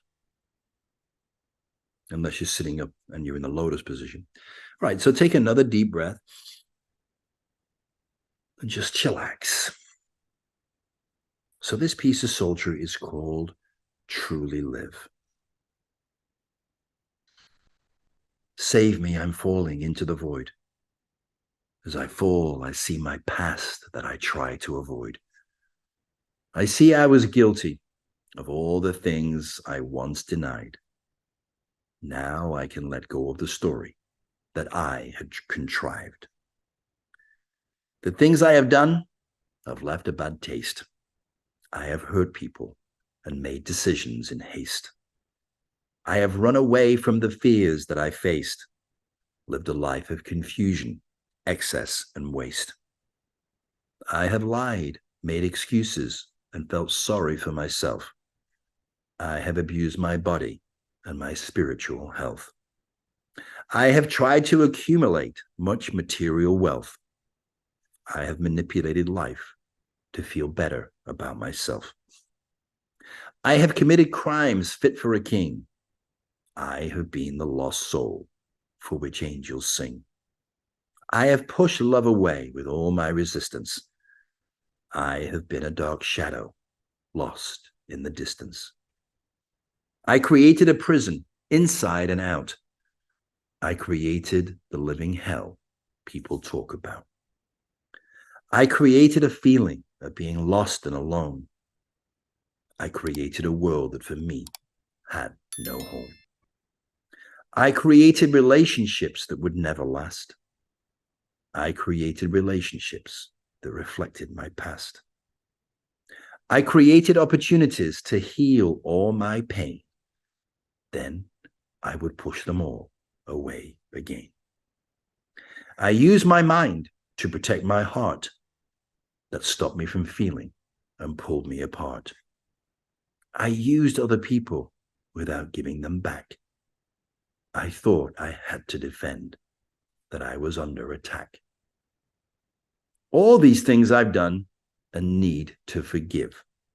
I know that only by forgiving myself can I truly live.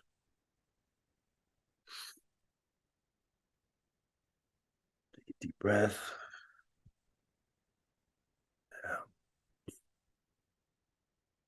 You ready? Just gently open your eyes. Okay, my hope is that you might feel inspired to forgive yourself. You know, Ram Dass wrote the book, Walking Each Other Home.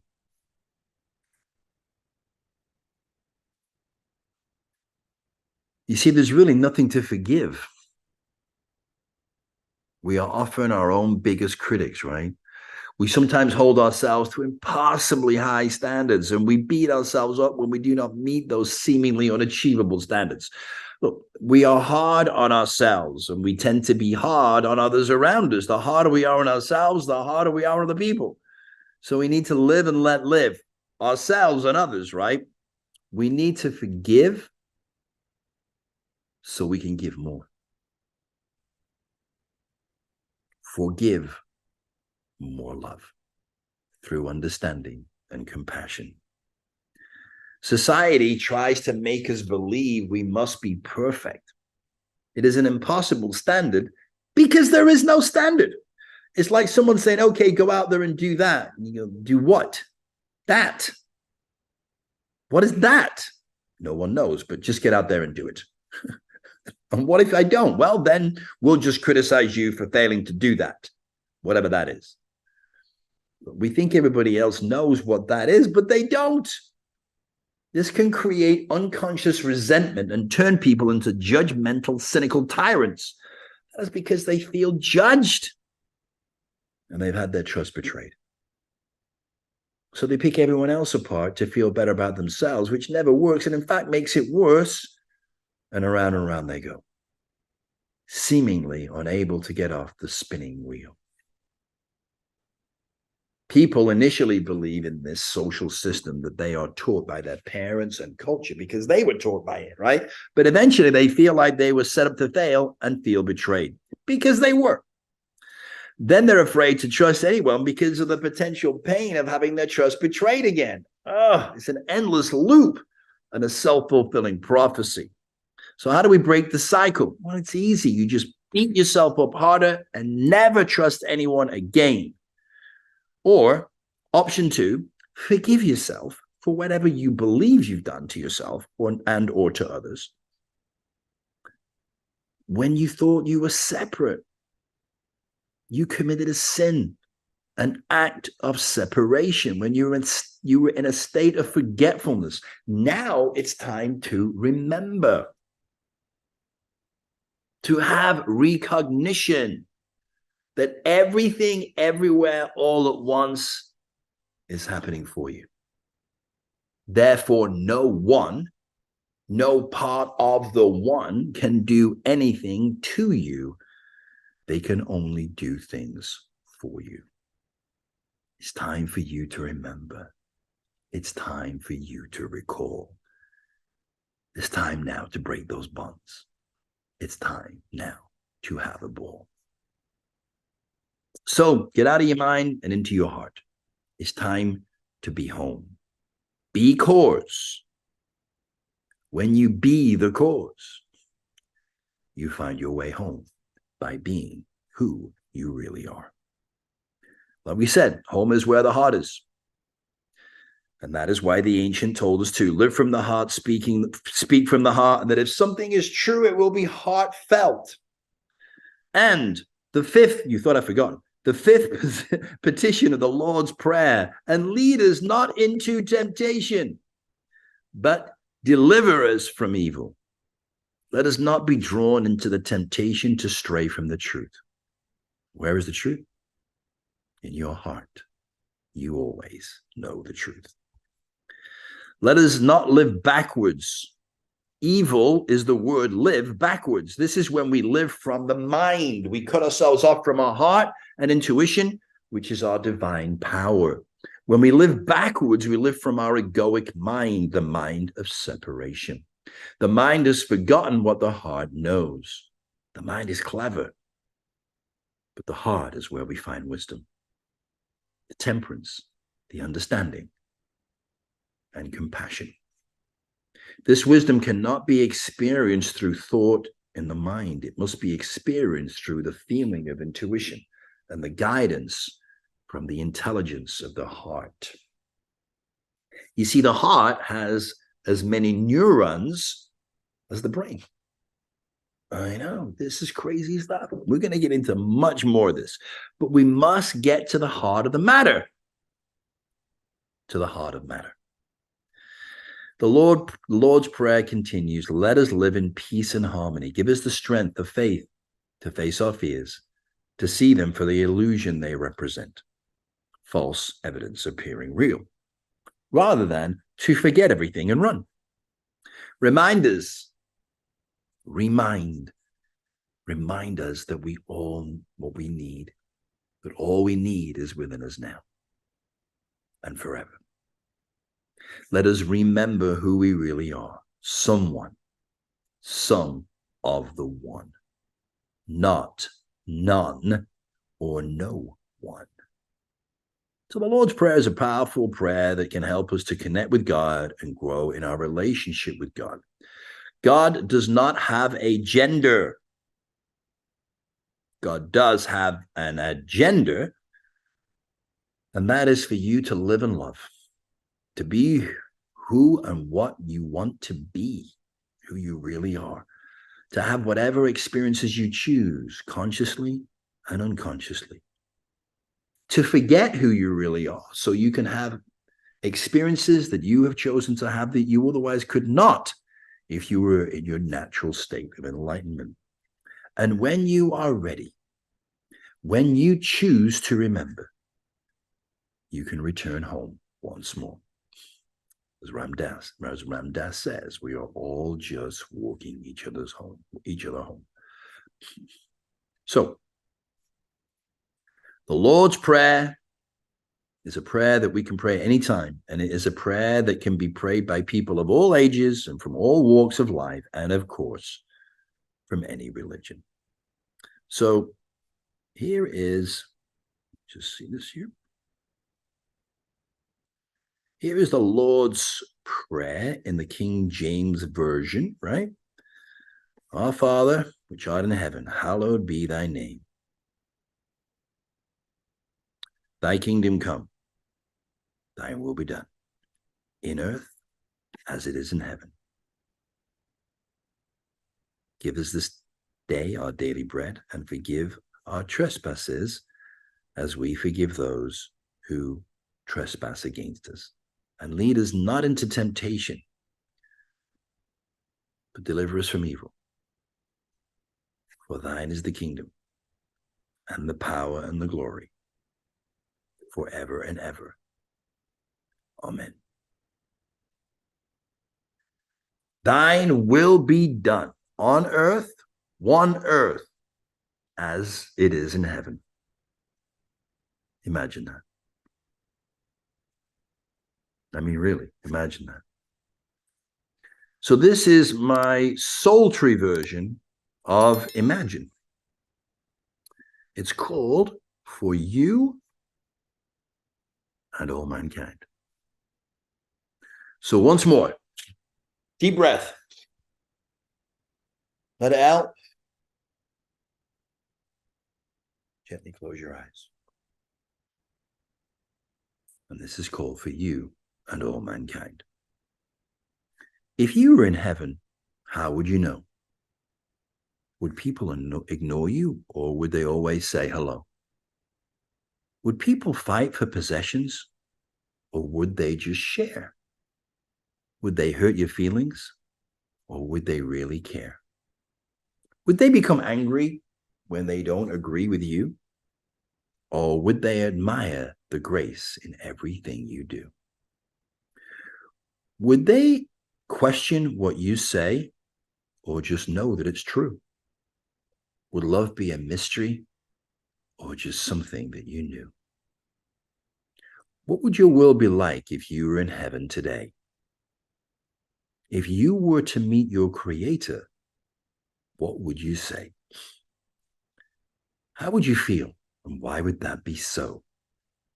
Is that feeling love that you have come to know? So imagine this vision and hold it in your mind. Believe it in your heart, and have faith that is blind. And through the miracle of creation, you will find that your dream will come true for you and all mankind.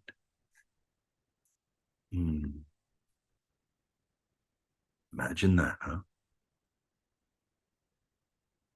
So, for any of you who have been watching my series of Everything Everywhere All at Once, you know that I finish out using the Latin phrase saper ord, which means dare to know, and is often translated as have the courage to use your own reason or dare to be wise.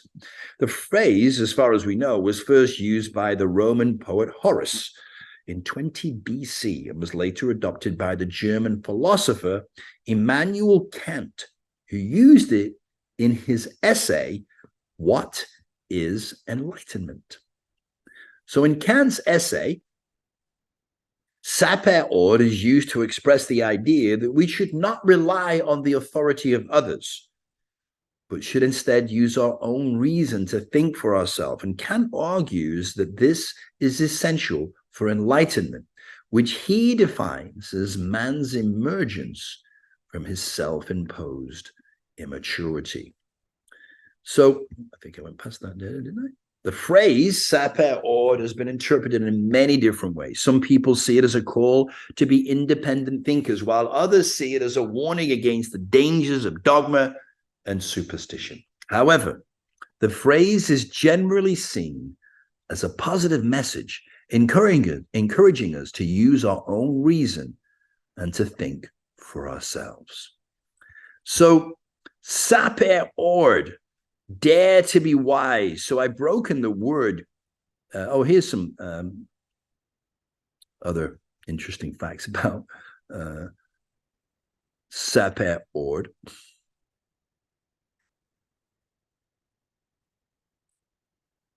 All right, so I thought I put that in there. Sapere aude. So the ways to translate it: dare to be wise, have the courage to use your own reason, dare to know, and dare to think for yourself. Okay, so I've broken the word dare down. So dare to be wise, dare into daily active remembering experience, right? Okay.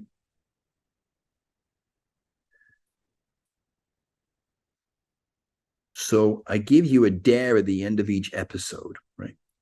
So your dare, should you choose to accept it, I want you to, in your journal, describe how you imagine the world being at peace.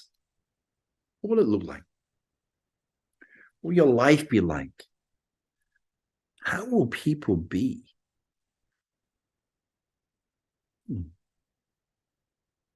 Who will you be? What will you become? What will become of you? What will become of us all? They may say you're a dreamer. You are not the only one. Let's hope everyone, everywhere, all at once will join us, and the world will be the tone.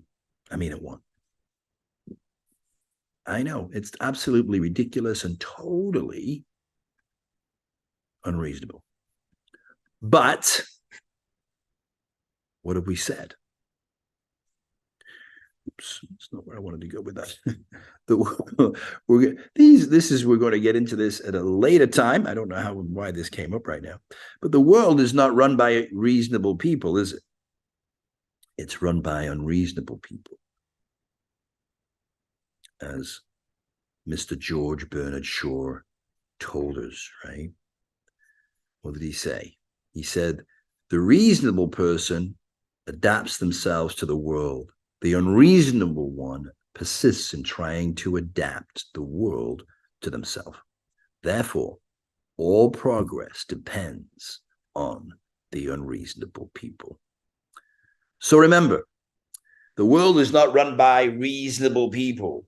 There are no longer any limits to what you can create except the limits you place on yourself. So have fun with this and be unreasonable. Share your mission, vision, and purpose with someone who will hold your mission, vision, purpose with you. I look forward to hearing about and seeing your MVP very soon. I'm going to do a special workshop on creating your MVP in a later episode. In the meantime, sapere aude, a dare to be wise.